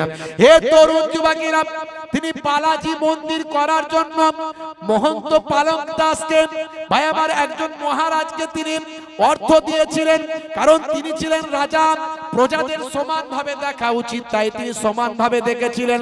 শুধু তাই নয়, হে তরুণ যুবকেরা, হে আমার মুরব্বিয়ানেরা, সম্রাট আকবরের জামানায়, সম্রাট শাহজাহানের জামানায় 22% অমুসলিম সরকারি ভাবে চাকরি করত। আর তিনি, ভাই আমার, সম্রাট ঔরঙ্গজেব, তিনি তার আমলে অমুসলিম হিন্দু ভাইদের চাকরি বাড়িয়ে 32% পর্যন্ত তার রাজত্বে সরকারি চাকরি তিনি প্রদান করেছিলেন। আর ইতিহাসকে বিকৃত করা হয়। ভাইরা আমার, সঠিক ইতিহাস যদি জানেন আপনি বুঝতে পারবেন। আজকে সারা ভারতবর্ষের দেখুন মুসলমানরা কত পার্সেন্ট চাকরি করে, একটু খবর নিন। এই পশ্চিমবঙ্গে কত পার্সেন্ট? 2% মনে হয় নয়। আর তিনি 32% অমুসলিমকে তার রাজত্বে চাকরি দিয়েছিলেন। হে তরুণ যুবকেরা, তিনি তার রাজত্বে হিন্দু মুসলিম ভেদাভেদ করতেন না। তাকে একজন বলেছিলেন, হে ঔরঙ্গজেব, আলমগীর বাদশাহ, আপনি এত অমুসলিমদের চাকরি কিভাবে বাড়াচ্ছেন? সেই সময় তিনি বলেছিলেন, আমি আমার রাজত্ব করতে গেলে, বাদশাহী চালাতে গেলে, আমি বাদশাহ হিসাবে আমার মধ্যে আমি প্রজাদের মধ্যে কোনো ধর্মীয় বিভেদ আমি দেখি না, ধর্মের মধ্যে কোনো লড়াই বিভেদ আমি দেখি না। আমি প্রজা মানুষ হিসাবে, আমার প্রজা হিসাবে তাদের সঙ্গে ব্যবহার করি। আমি কর্ম দেখে তাকে চাকরিতে দিই, আমি ধর্ম দেখে কাউকে চাকরিতে দিই না। হে তরুণ যুবকেরা, তাকে জিজ্ঞাসা করা হতো আপনি এই আদর্শ কেমন করে মানেন? হে যুবকেরা শুনে রেখে দেন, বাদশা ঔরঙ্গজেব সেই সময় বলতেন, আমি আমার নবীর আদর্শ মানার চেষ্টা করি। বড় বড় মহারাজ, নেতা, মন্ত্রীরা নবীর আদর্শ মেনেছে। আজকে আমরা মুসলমান, সেই নবীর আদর্শ অনেকে আমরা ভুলে যাই। আমাদের নবীর আদর্শ ভুললে হবে না। হে তরুণ যুবকেরা, আপনারা আমার নবী আপনাকে আমাকে কি শিক্ষা দিলেন? আজকে দেখুন, মিস্টার ডিউ ডেভিস পৃথিবী বিখ্যাত একজন ফিল্ম স্টার, তিনি কোরআন মাজিদ নিয়ে গবেষণা করলেন যে কোরআন মাজিদ আমার আল্লাহ প্রদত্ত কিতাব, দয়ার নবী দান করেছেন, আমাকে আপনাকে দিয়েছেন। সেই আমার আল্লাহর প্রদত্ত কিতাব কোরআন মাজিদ নিয়ে গবেষণা করে 6 মাস পরে মিস্টার ডিউ ডেভিস তিনি বাইরে বেরিয়েছেন। তার সঙ্গী সাথী, ফ্রেন্ড সার্কেল, বন্ধুরা 6 মাস পরে অপেক্ষা করছেন। এমন সময় মিস্টার ডিউ ডেভিস 6 মাস পরে বাইরে বেরিয়েছেন। বাইরে বেরিয়ে তিনি যে কিতাবটাকে বুকে করে নিয়ে বেরোলেন, সেই কিতাবটার অন্য কোনো কিতাব নয়, সেই কিতাবটার নাম হলো আল কোরআন। যদি আগুন লেগে ধ্বংস হয়ে যায় পৃথিবীর সব বইয়ের দোকান, তবু বিশ্ব থেকে হারাবে না পবিত্র কোরআন। জোরে হবে না? সেই কোরআন মাজিদ নিয়ে বের হলেন। তাকে জিজ্ঞাসা করা হলো, 3টে সূত্র মিলেছে? বলে হ্যাঁ, এই একটাই কিতাব আমি পেয়েছি, 1450 বছর ধরে সংরক্ষিত অবস্থায় আছে, একটা লাইন, একটা অক্ষর কেউ পাল্টাতে পারেনি। অর্থাৎ আমার 1 নাম্বার সূত্র, যদি মহান স্রষ্টা বলে কেউ থাকেন, তার বাণী পৃথিবীতে থাকবে। আর 1 নাম্বার সূত্র আমার মিলতে হবে, সেটা হলো সংরক্ষিত অবস্থায় থাকতে হবে। কোরআন মাজিদ 1450 বছর ধরে সংরক্ষিত অবস্থায় আছে। জোরে বলুন সুবহানাল্লাহ। আরে জোরে হবে না? হে তরুণ যুবকেরা, মিস্টার ডিউ ডেভিস তার 2 নাম্বার সূত্রটা মেলালেন। তিনি বলেন, হে আমার ফ্রেন্ড সার্কেলে বন্ধুরা, শুনে রেখে দাও, জেনে রেখে দাও, আমার 2 নাম্বার সূত্রটাও মিলে গেছে। সেটা কি? আমি বারবার খোঁজার চেষ্টা করেছিলাম যে যদি মহান স্রষ্টার বাণী সত্য হয়ে থাকে, তাহলে তার মধ্যে কোনো নিশ্চয় কোনো মত পার্থক্যমূলক কোনো বক্তব্য থাকবে না, কোনো ডিবেটমূলক কোনো বক্তব্য তার মধ্যে থাকবে না, তার মধ্যে কোনো বৈপরীত্য থাকবে না। অর্থাৎ কোনো জায়গায় পজিটিভ কথা বলা হলো, আবার কোনো জায়গায় নেগেটিভ কথা বলা হলো, এই রকম কোনো মত পার্থক্যমূলক বক্তব্য থাকবে না। কোরআন মাজিদে 82 জায়গায় নামাজের কথা বলা হয়েছে, কোথাও কিন্তু বলা হয়নি নামাজ পড়া লাগবে না, এরকম কোন জায়গায় কোরআন মাজিদে বলা হয়নি। কোরআন মাজিদে বলা হয়েছে মদ হলো হারাম, কিন্তু কোথাও বলা হয়নি মাঝে মাঝে মদ খাওয়া যাবে। বলা হয়েছে নাকি? মাঝে মাঝেও নামাজ ছাড়লে অসুবিধা নাই, এমন কথা কোথাও বলা হয়েছে? বলা হয়নি। কোনো বিরুদ্ধাচরণ, ডিবেটমূলক বক্তব্য কোরআনে নাই, কোথাও নাই। বন্ধুরা আমার, তরুণ যুবকেরা আমার, হে আমার মুরব্বিয়ানিরা, মিস্টার ডিউ ডেভিস বলেন, আমি সারা কোরআন মাজিদ পড়ে দেখলাম, কোথাও বৈপরীত্যমূলক কথা নাই। শুধু তাই নয়, আমার আল্লাহ একেবারে ডাইরেক্ট কোরআন মাজিদের আয়াত দিয়ে সে কথা পরিষ্কার ভাবে তুলে ধরেছেন। আমি পড়ে মুগ্ধ হয়ে গেলাম। সূরার নাম সূরা নিসা, আয়াত নাম্বার হলো 82। এই 82 নাম্বার আয়াতে আমার আল্লাহ বলছেন, আফালা ইয়াতাদাব্বারুনাল কুরআন ওয়ালাউ কানা মিন ইনদি গায়রিল্লাহ লা ওয়াজাদু ফীহি ইখতিলাফান কাসীরা। হে তরুণ যুবকেরা, আমার আল্লাহ বলছেন, ওই সমস্ত মানুষেরা তারা কি আমার কোরআনের প্রতি লক্ষ্য করে না? যদি আমার এই কোরআন মাজিদ আমি আল্লাহ ব্যতীত অন্য কারো কাছ থেকে অবতীর্ণ হতো, তাহলে এই কোরআন মাজিদের ভিতরে অনেক বৈপরীত্য বিরুদ্ধাচরণ বক্তব্য থাকতো। না না না না, সারা কোরআন মাজিদ পড়ে দেখলাম কোরআন মাজিদের ভিতরে একটাও বৈপরীত্য বিরুদ্ধাচরণ বক্তব্য নাই। আমার 2 নাম্বার সূত্রটাও মিলে গেল। জোরে হবে না? বাকি রইল একটা। হে তরুণ যুবকেরা, 3 নাম্বার সূত্র পড়েছিলাম, সেটা হলো এই গ্রন্থ যদি সত্য হয়, মহান কোরআন যদি সত্য হয়, তাহলে কোরআন মাজিদ যখন পৃথিবীর বুকে এসেছে এমন কিছু বক্তব্য সেই কোরআন মাজিদের ভিতরে পাওয়া যাবে যে কথাগুলো তৎকালীন যুগের মানুষের জ্ঞানের বাইরে, তৎকালীন যুগের মানুষের নলেজের বাইরে থাকবে, এমন কিছু কথা কোরআন মাজিদের ভিতরে পাওয়া যাবে। হে তরুণ যুবকেরা, আমি পড়তে পড়তে দেখতে পেলাম, কোরআন মাজিদ খুলে দেখলাম কোরআন মাজিদের ভিতরে বিগ ব্যাং থিওরি আছে। যে বিগ ব্যাং থিওরি 1931 সালে মিস্টার জর্জ লেমিন্টে প্রথম আবিষ্কার করেছে। সেই মিস্টার জর্জ লেমিন্টে বলেন সারা বিশ্ব ব্রহ্মাণ্ড একটা বিন্দুর মতো, একটা কেন্দ্রে ছিল একটা বিন্দুর মতো, একটা ভাই আমার একটা কেন্দ্রে একটা বিন্দুর মতো ছিল। সেই বিন্দুর উপর যখন কোনো বিস্ফোরণ হলো তখন সেটা বিচ্ছিন্ন হয়ে গেল। ভাই আমার আকাশ জমিন সূর্য চাঁদ সব আলাদা আলাদা হয়ে গেল। এর নাম হলো বিগ ব্যাং থিওরি। আবার রাবার যেমন টানলে বেড়ে যায়, ছেড়ে দিলে জড়ো হয়ে যায়, পৃথিবী যখন ধ্বংস হবে সব আবার জড়ো হয়ে একত্রিত হয়ে পৃথিবী ধ্বংস হয়ে যাবে। এর নাম হলো বিগ ব্যাং থিওরি। হে তরুণ যুবকেরা, 1450 বছর আগে আমি কোরআন মাজিদ পড়ে দেখলাম বিগ ব্যাং থিওরি কোরআনে লেখা। সূরার নাম হলো সূরা আম্বিয়া, আয়াত নাম্বার হলো 30। এই 30 নাম্বার আয়াতে আপনি গেলে দেখতে পাবেন আমার আল্লাহ কোরআন মাজিদের ভিতরে বলছেন আকাশ আর জমিন সব একত্রিত ছিল, আমি আল্লাহ তাদেরকে বিচ্ছিন্ন করেছি। ফাফাতাকনাহুমা। হে তরুণ যুবকেরা, আমার আল্লাহ বিচ্ছিন্ন করে পৃথক করে দিয়েছেন। আকাশকে আকাশের জায়গায়, জমিনকে জমিনের জায়গায়। মিস্টার ডিউ ডেভিস অবাক হয়ে গেলেন।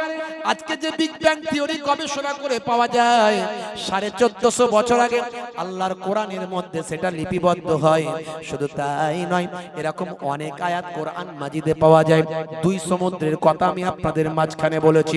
2টো সমুদ্রের পানি একসঙ্গে মিলিত হয়েছে, কিন্তু তাদের কালার রং ফেড হয়ে যায়নি, পরিবর্তন হয়ে যায়নি। এটা গবেষণা হয়েছে 1942 সালে। যিনি গবেষণা করেছেন তার নাম হলো মিস্টার জ্যাক ভি কোস্টা। থিওরিটার নাম হলো কোস্টা থিওরি। ভাই আমার 1942 সালে 2 সমুদ্রের কথা মানুষ জানতে পেরেছে যে পানিটা মিলেমিশে একাকার হচ্ছে না, তাদের বৈশিষ্ট্য, তাদের কালার, তাদের রং আলাদা আলাদা ধারণ করে আছে। অথচ মাইলের পর মাইল, কিলোমিটার পর কিলোমিটার ভাই আমার 2 ধরনের পানি সমুদ্রের বুকে ভেসে আছে, জাহাজ তার উপর দিয়ে চলে যাচ্ছে। বাবা হে তরুণ যুবকেরা, ইন্টারনেটে আপনারা ভিডিওটা দেখেছেন, 2 সমুদ্রের কথা 1942 সালে মানুষ জেনেছে। অথচ মিস্টার ডিউ ডেভিস বলেন 1450 বছর আগে আমার আল্লাহ 2 সমুদ্রের কথা কোরআন মাজিদে লিপিবদ্ধ করলেন। সূরার নাম হলো সূরা রহমান। আপনি যদি কয়েকটা লাইন পড়েন আপনি পাবেন। হে তরুণ যুবকেরা, আমার আল্লাহ বলছেন মারাজাল বাহরাইনি ইয়ালতাকিয়ান বাইনাহুমা বারযাখুল লা ইয়াবগিয়ান ফাবিআইয়ি আলা'i রাব্বিকুমা তুকাজ্জিবান। জোরে হবে না ভাইরা আমার, তরুণ যুবকেরা আমার, আমার আল্লাহ বলছেন মারাজা মানে বহমান, মারাজাল পাহারাইনে, পাহারাইনে হলো তাসনিয়া দ্বিবচন, একেবারে 2 সমুদ্র, 2 সমুদ্র বহমান, বহমান 2 সমুদ্র। আমার আল্লাহ বলছেন ইয়ালতাকিয়ান, তারা মিলিত হয়েছে, একত্রিত হয়েছে। আমার আল্লাহ বলছেন বাইনাহুমা, তার দুটোর মাঝখানে বারযাখুল লা ইয়াবগিয়ান, আমি আল্লাহ একটা কুদরতি আবরণ দিয়েছি, যে কুদরতি আবরণের কারণে তারা মিলেমিশে একাকার হতে পারে না। জোরে হবে না? এরকম অসংখ্য উদাহরণ আছে। মিস্টার ডিউ ডেভিস অবাক হয়ে গেলেন। 1450 বছর আগে মানুষ তখন কিরকম ছিল? তখনকার মানুষ যাযাবর ছিল, বণিক ছিল। ভাই আমার তখনকার যে মানুষ, ভাই আমার যাযাবর সম্প্রদায়ের মানুষ ছিল, তাদের এত জ্ঞান ছিল না, দুই সমুদ্র আবিষ্কার করার জ্ঞান ছিল না, তাদের এই সমস্ত বিগ ব্যাং থিওরি আবিষ্কার করার জ্ঞান ছিল না, এরকম হাজারো উদাহরণ তাদের দেওয়ার ক্ষমতা ছিল না। অর্থাৎ কোরআন মাজিদ কোনো মানুষের লিপিবদ্ধ কিতাব নয়। আমি বিশ্বাস করছি মহান আল্লাহ কোরআন মাজিদের লিপিকার। জোরে হবে না, জোরে হবে না। দুনিয়া সুন্দর, মানুষ সুন্দর, আসমান সুন্দর, জামিন সুন্দর, সুন্দরে সুন্দরে পাল্লা, জানি না কত সুন্দর তুমি আল্লাহ, জানি না কত সুন্দর তুমি আল্লাহ। জোরে হবে না, জোরে হবে না, নিয়ে চলে আসুন। ঝর্ণা ছুটে চলে একে বেঁকে, পৃথিবীর পথে কত ছবি এঁকে, ঝর্ণা ছুটে চলে একে বেঁকে, পৃথিবীর পথে কত ছবি এঁকে, নদীর কলতানে সাগরের গর্জনে, নদীর কলতানে সাগরের গর্জনে, ঢেউয়ে ঢেউয়ে দেয় পাল্লা, জানি না কত সুন্দর তুমি আল্লাহ, জানি না কত সুন্দর তুমি আল্লাহ, জানি না কত সুন্দর তুমি আল্লাহ, জানি না কত সুন্দর তুমি আল্লাহ। আল্লাহুম্মা সাল্লি আলা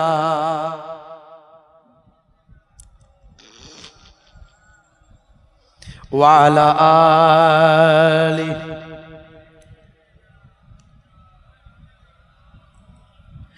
বাগানে ফুল ফোটে রাশি রাশি, চাঁদেরই তারা ভরা চাঁদের হাসি, বাগানে ফুল ফোটে রাশি রাশি, রাতেরই তারা ভরা চাঁদের হাসি, গুনগুন গানে ঢেকে মৌমাছি মধু চাকে, গুনগুন গানে ঢেকে মৌমাছি মধু চাকে, ফুলে ফুলে করে হাল্লা, জানি না কত সুন্দর তুমি আল্লাহ, জানি না কত সুন্দর তুমি আল্লাহ, জানি না কত সুন্দর তুমি আল্লাহ, জানি না কত সুন্দর তুমি আল্লাহ।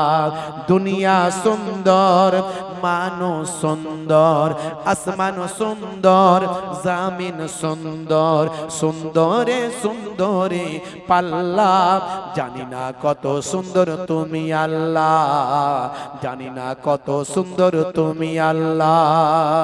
বলুন না সুবহানাল্লাহ। নাই দেখবে মাশাআল্লাহ।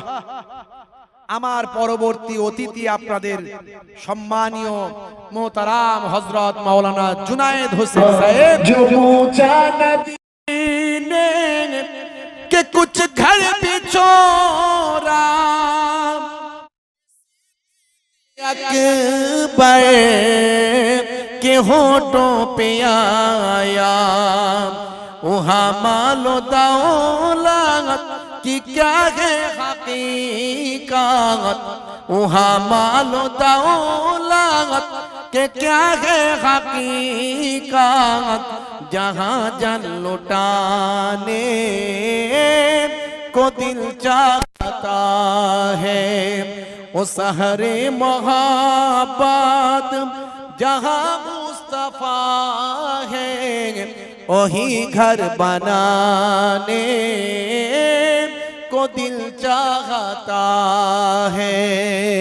अल्लाहुम्मा सल्ली अला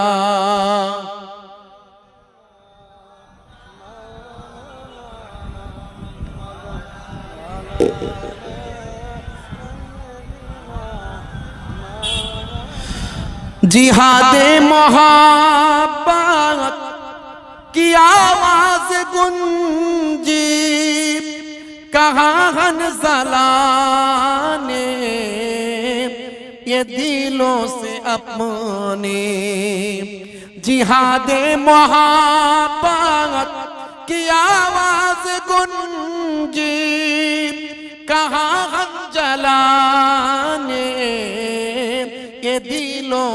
अपनी इजाजत अगर दो जामे शहादत इजाजत अगर दो तो जामे शहादत लाबों से लगाने को दिल चाहता है वो शहरे मोहब्बत जहाँ मुस्तफा है वही घर बनाने को दिल चाहता है अल्लाहुम्मा सल्ली अला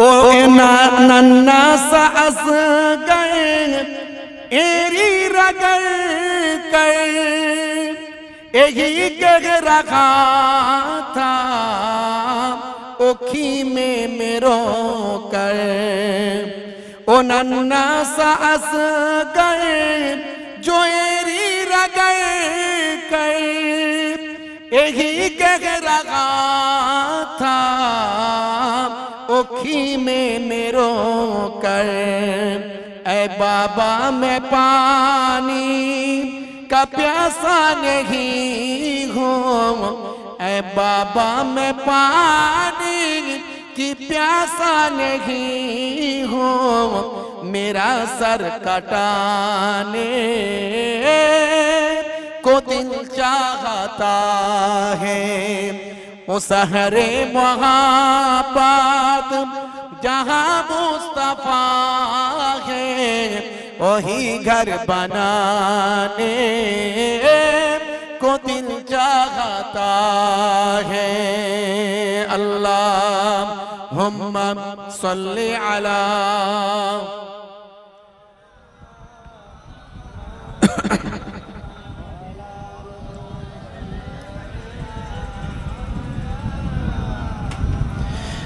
सितारों से ये चाहत कहता है हर दम तुम्हें क्या बताऊं वो टुकड़ों का आलम सितारों से ये चाहत कहता है हर दम तुम्हें क्या बताऊं वो टुकड़ों का आलम इशारे में आका कि इतना मजा था इशारे में आका कि इतना मजा था कि फिर टूट जाने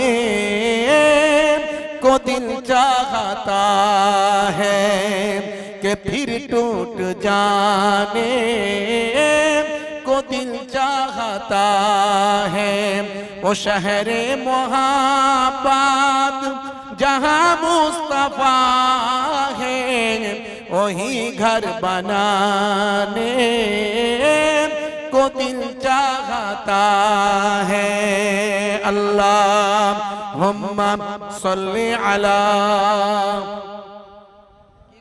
फटफट করছে কেন وعلى آل سيدنا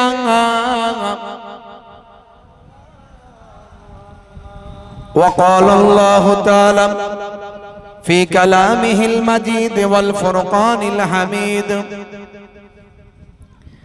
يا أيها الذين آمنوا اتقوا الله حق تقاته ولا تموتن إلا وأنتم مسلمون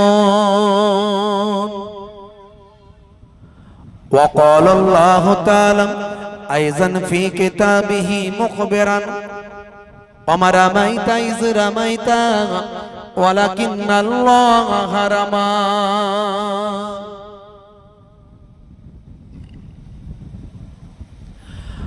وقال النبي صلى الله عليه وسلم من تمسك بسنتي عند فساد أمتي ফালাহুম আজরু মিয়াতা শাহিদ ইলা আখিরিল হাদিস আও কামা ক্বালা আলাইহিস সালাতু ওয়াস সালাম।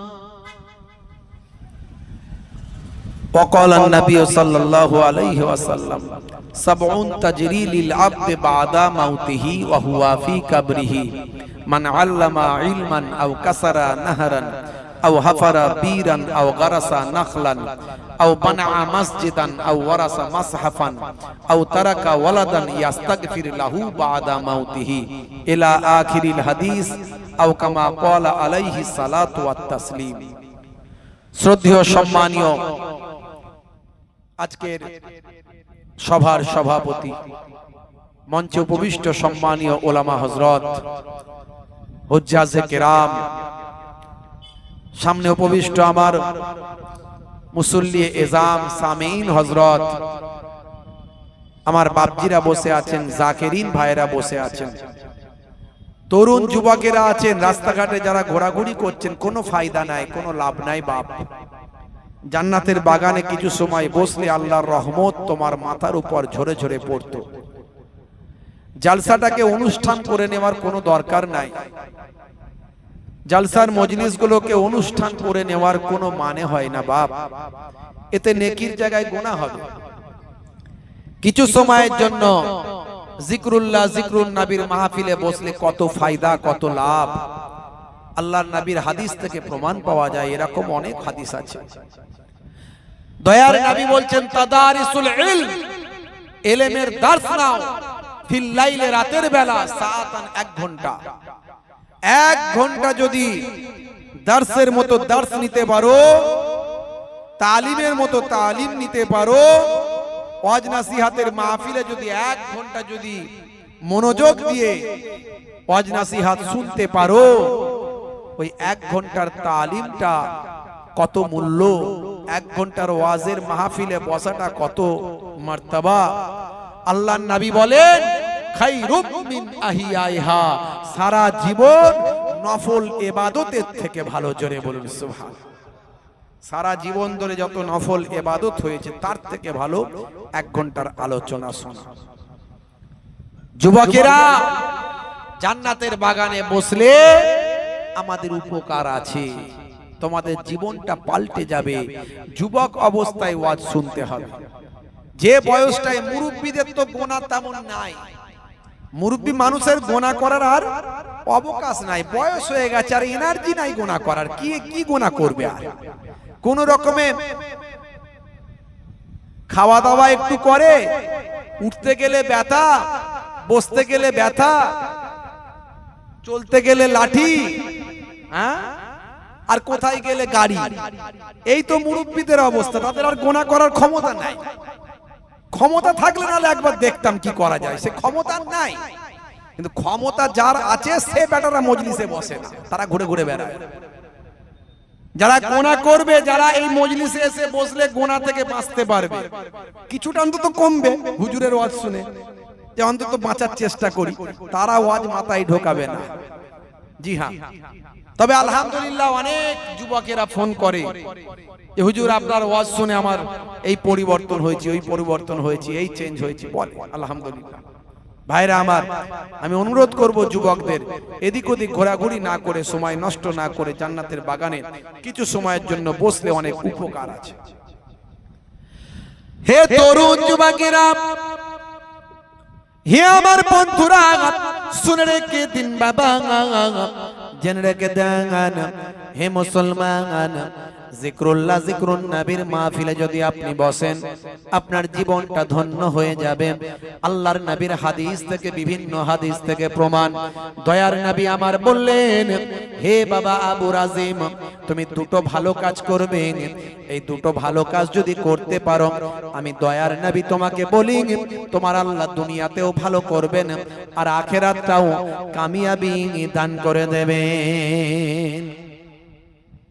তার মধ্যে একটা হলো আলাইকা বে মুজালিসা আহলাজ যিকির। যখন কোন তুমি জিকিরের মাহফিল পাবে, ওয়াজ নসিহতের বয়ান পাবে, কোরআন হাদিসের আলোচনার জায়গাটা পাবে, বাবা আবু রাজিম সেই জায়গায় তুমি উপস্থিত হওয়া, হাজিরা দেওয়া তোমার জন্য লাজিম মনে করে নেবে। আর যখন তুমি একাকী থাকবে, ফাইজা খালাউতা ফাহারিক লিসানিকা মাস্তাতাআত বিযিকরিল্লাহ, যখন তুমি একাকী থাকবে, নিরিবিলিতে থাকবে, নির্জনে থাকবে, তোমার লিসানটা, তোমার জিহ্বাটা আল্লাহ আল্লাহ আল্লাহ জিকিরে মশগুল করে রাখবে। এই দুটো কাজ যদি তুমি করতে পারো, হে বাবা আবু রাজিম, আমি দয়ার নবী তোমাকে বলি, আল্লাহ তাআলা তোমার দুনিয়াতেও কামিয়াবি দেবেন আর আখিরাতেও কামিয়াবি দান করে দেবে। সেই আলোচনার মজলিস, ওয়াজের মাহফিল বাপজি আমার, আপনারা বসিরহাট আল্লামা হুজুরের এলাকার মানুষ, এই জন্য স্পেশাল বাড়তি আপনাদের একটা দরজা আছে, বাড়তি একটা দরজা আছে। বসিরহাট আল্লামা হুজুরের এলাকার মানুষ, আল্লামা হুজুর একটা বিশাল বড় বট গাছ ছিলেন, তার ছায়ায় সবাই আছে। এই বসিরহাট এলাকার মানুষ যেখানে যায়, যদি বলি বসিরহাট দরবার শরীফ, বসিরহাট আল্লামা হুজুরের বাড়ির পাশের মানুষ, তার একটা গুরুত্ব মর্যাদা আলাদা হয়ে যায়। যদি কেউ আমাদের হুগলি থেকে আসে, ফুরফুরা শরীফের আশপাশ থেকে, বলে ফুরফুরা শরীফের মানুষ, লোকের কাছে একটা মূল্য হয়ে যায়, ওরে দাদা হুজুরের এলাকার মানুষ। কথা ঠিক না ভুল? মদিনা শরীফে আমার নবীর রওজা থেকে যদি 100 কিলোমিটার দূরে তার বাড়ি হয়, হিন্দের জমিনে যখন আসবে বলবে আমি মদিনা শরীফ থেকে এসেছি। ওরে বাপরে, আমার নবীর দেশের মানুষ রে, বসুন বসুন বসুন, কি খাবেন বলুন। দরজা আছে না? নাই, আছে। বাবাজি, মুরব্বিয়ানেরা আমার, তরুণ যুবকেরা আমার, এই এলাকায় অনেক জলসা হয়, অনেক আলেম হাফেজ, আল্লাহ করে এলেমের অভাব নাই। মাদ্রাসা, মক্তব, মসজিদ বসিরহাট এলাকায় যা আছে, আমার মনে হয় পশ্চিমবঙ্গে এরকম কোন জায়গায় আছে কিনা আমি জানি না, এত এখানে আছে। হ্যাঁ, মাশাআল্লাহ, আল্লাহ কবুল করেন। তবে আমাদের পরিপূর্ণ ইসলামের মধ্যে প্রবেশ করতে হবে, পরিপূর্ণ ইসলামের মধ্যে প্রবেশ করতে হবে। আমি মোহেবুল্লাহ হুসাইনি ছোট হুজুরের নাতি, পিননগরী হুজুরের পোতা, মুখে দাড়ি রেখেছি, জুব্বা পরেছি। আপনি মনে মনে করলেন বিরাট বড় আল্লাহওয়ালা মানুষ রে, বিরাট বড় আল্লাহওয়ালা মানুষ, আবার পীরের ঘরের আওলাদ। বাপ রে বাপ, আমাকে আপনাকে জানতে হবে আমি পুরোপুরি ইসলামে প্রবেশ করেছি কিনা, তবেই আমার মর্যাদা, না হলে আল্লাহর দরবারে মর্যাদা নাই। অত সহজ নয়। দাদা হুজুর এমনি হয়নি। দাদা হুজুর হয়েছিলেন, ওই আকাশ থেকে এসে নাজিল হয়ে যায়নি দাদা হুজুর। বসিরহাট হুজুর আকাশ থেকে নাজিল হয়ে যায়নি। আমার আপনার মতোই মানুষ ছিলেন। তারা এই দরজা পেলেন কি করে? আল্লাহকে খুশি করে, আল্লাহকে রাজি করে তারা এই মর্যাদায় উন্নীত হয়েছিলেন। আমি আপনি যদি চেষ্টা করি, আল্লাহর ধন ভান্ডারে, আল্লাহর রহমতি ভান্ডারে কোনো অভাব নাই। আজও আল্লাহর ওলি হতে পারেন, আপনার জবানের তো আল্লাহর আরশে কবুল হতে পারে, কিন্তু সেই তরিকায় চলতে হবে, সেই ওয়েতে চলতে হবে, সেই ট্র্যাকে চলতে হবে, সেই রেল লাইনের পাত ধরে এগোতে হবে। লাইনচ্যুত হলে হবে না বাপ। চারিদিকে গোনা, কোন দিকে যাবেন? রাস্তায় বেরোবেন, গোনা আর গোনা, নিজেকে সামলে রাখবেন কি করে? চায়ের দোকানে বসবেন, 2 মিনিট চা খেতে বসেছেন, কত গিবত শেখায়, চগলখড়ি, অশ্লীল ভাষা কানে চলে এলো, কি করবেন আপনি? হ্যাঁ, 2 মিনিট বসেছেন, চাটা খাবেন। আবার একজন তো সারা সারা দিন চায়ের দোকানে বসে থাকে। হ্যাঁ, চায়ের দোকানে বসে না থাকলে তাদের শরীর খারাপ করবে। বলে আমি নামাজটা পড়ি আর চায়ের দোকানেই তো সময়টা কাটায়। একদিকে ভালো জায়গায় যাচ্ছে আর একদিকে সবচেয়ে খারাপ জায়গা। আমি চায়ের দোকানকে খারাপ বলছি না, আল্লাহর নবী বলছেন বাজার হলো সবচেয়ে খারাপ, আর দুনিয়ার মধ্যে সবচেয়ে ভালো জায়গা হলো মসজিদ। হ্যাঁ, যত পারো মসজিদে ইবাদত করে সময় কাটাও। খালি নামাজটা পড়ে কোন রকমে পালাতে পারলে হলো, বুঝতে পারছেন? মসজিদে থাকলে জানটা ছটপট ছটপট ছটপট ছটপট করছে, যেন মনে হচ্ছে মাছকে ডাঙায় তুলে দেওয়া হয়েছে। মসজিদ থেকে বেরিয়ে যখন বাজারে গিয়ে বসলো চায়ের দোকানে, জান ঠান্ডা হয়ে গেল। আহারে কি সুন্দর, কত লাখ লোকের সঙ্গে দেখা, কত রকমের কথা। রাগ করবেন না বাপ, পরিপূর্ণ ইসলামের মধ্যে প্রবেশ করতে হবে। হে তরুণ যুবকেরা, হে আমার বন্ধুরা, শুনে রেখে দিন বাবা, জেনে রেখে দেন হে মুসলমান, আমার আল্লাহ কোরআন মাজিদের ভিতরে বললেন, হে দুনিয়ার মানুষ শোনো, হে দুনিয়ার মানুষ শোনো, ইয়া আইয়ুহাল্লাযীনা আমানুত্তাকুল্লাহ, হে দুনিয়ার মানুষ তোমরা আমি আল্লাহকে ভয় করো, হাক্কা তুকাতি, ভয়টা করার মতো ভয় করো, আমি আল্লাহকে ভয়টা করার মতো ভয় করো, ওয়ালা তামুতুন্না ইল্লা ওয়া আনতুম মুসলিমুন, আর ততক্ষণ পর্যন্ত মরো না যতক্ষণ না সচ্চা মুসলমান না হয়ে যায়। আমার আল্লাহ এখানে তো বলেই দিয়েছে সচ্চা মুসলমান হতে গেলে কি করতে হবে। পরিষ্কার কথা, এই আয়াতেই পরিষ্কার ক্লিয়ার। আপনি সাচ্চা মুসলমান না সাচ্চা মুসলমান নয়, এই আয়াতটাকে সামনে রাখলে আপনি ক্লিয়ার হয়ে যাবেন। আপনাকে দুনিয়ার কোনো মানুষকে বলতে হবে না, আপনি নিজেকে ধরে নেবেন।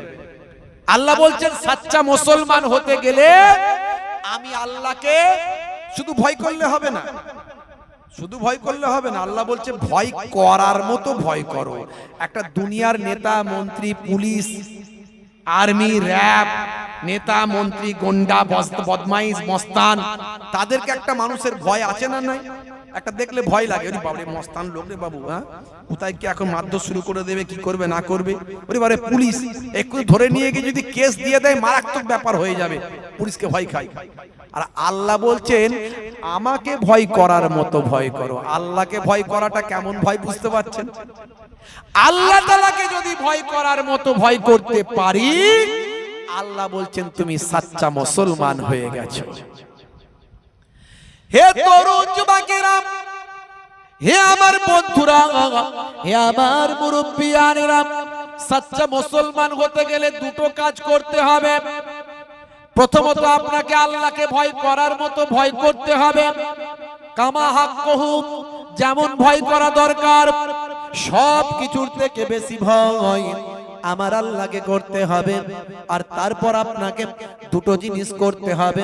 এক নাম্বার হলো ভাই আমার ঈমানে মজবুতি রাখতে হবে। ঈমান মানে শুধু আল্লাহকে বিশ্বাস নয়, ঈমান মানে অনেক কিছু বিশ্বাস। আল্লাহকে বিশ্বাস যেমন বিশ্বাস করা দরকার, যেমন মানা দরকার, পয়গম্বরদের বিশ্বাস, আসমানি কিতাবগুলোকে বিশ্বাস। হে তরুণ যুবকেরা, মৃত্যুর পর জীবিত হতে হবে বিশ্বাস। অল কদরে খাইরিহি ওয়া শাররিহি মিনাল্লাহি তাআলা, ভাগ্যে ভালো মন্দ যা কিছু হয় সব আল্লাহর কাছ থেকে হয় বিশ্বাস। হে তরুণ যুবকেরা, কিয়ামতের দিন হবে বিশ্বাস। এই এত কিছু বিশ্বাস, এর নাম হলো ঈমান। তবে শুধু বিশ্বাস করলেই হবে না, এর সঙ্গে আরো কাজ আছে। তাসদীকুম বিল কলব, তাকরীরুম বিল লিসান ওয়া আমাল বিল আরকান। মুখে স্বীকার, অন্তরে বিশ্বাস, আর কার্যে পরিণত করার নাম হলো ঈমানদার। শুধু মুখে বললে হবে না আল্লাহ মানি, আল্লাহ মানি প্রমাণ করে দেখাতে হবে। আর প্রমাণ করতে গেলে আপনাকে আল্লাহর নির্দেশকে মানতে হবে। পয়গম্বরদের মানি, নবীকে মানি, দয়ার নবীকে মানি বললি শুধু হবে না, মানতে গেলে আপনাকে নবী পাকের সুন্নত তরিকাকে মানতে হবে, রাসূল পাকের সুন্নতকে মানতে হবে। হে তরুণ যুবকেরা, হে আমার বন্ধুরা, শুনে রেখে দিন বাবা, জেনে রেখে দেন, আমার আপনার নবী এই দিনকে কায়েম করার জন্য কত কষ্ট করেছেন, কত মেহনত করেছেন নবী আমার। এ ওয়াজ আপনাদের মাঝখানে অনেক করেছি, আলেম ওলামারা প্রায় করেন। নবী আমার কত মেহনত করেছেন, সারা সারা শরীর নবীর আমার রক্তাক্ত হয়েছে। মক্কার পাসান্দিরা কত অত্যাচার করেছেন, কত জুলুম দয়ার নবীর উপর হয়েছে। আল্লাহর নবী তায়েফের মাটিতে গেলেন দিনের দাওয়াত দিতে। আল্লাহর নবীকে রক্তাক্ত অবস্থায় সেখানে পড়তে হয়েছে। হে তরুণ যুবকেরা, হে আমার বন্ধুরা, সেই নবী সেই রাসূল দ্বীনকে কায়েম করার জন্য, যাতে আমি আপনি সিরাতুল মুস্তাকিম পথের পথিক হতে পারি, তার জন্য নবী আমার কত মেহনত করলেন, কত কষ্ট করলেন। সেই নবী আপনাকে আমাকে আল্লাহ প্রদত্ত নির্দেশ শোনালেন, আল্লাহ প্রদত্ত বাণী শোনালেন, আপনাকে আমাকে হেদায়েতের রাস্তাটা দেখিয়ে দিলেন।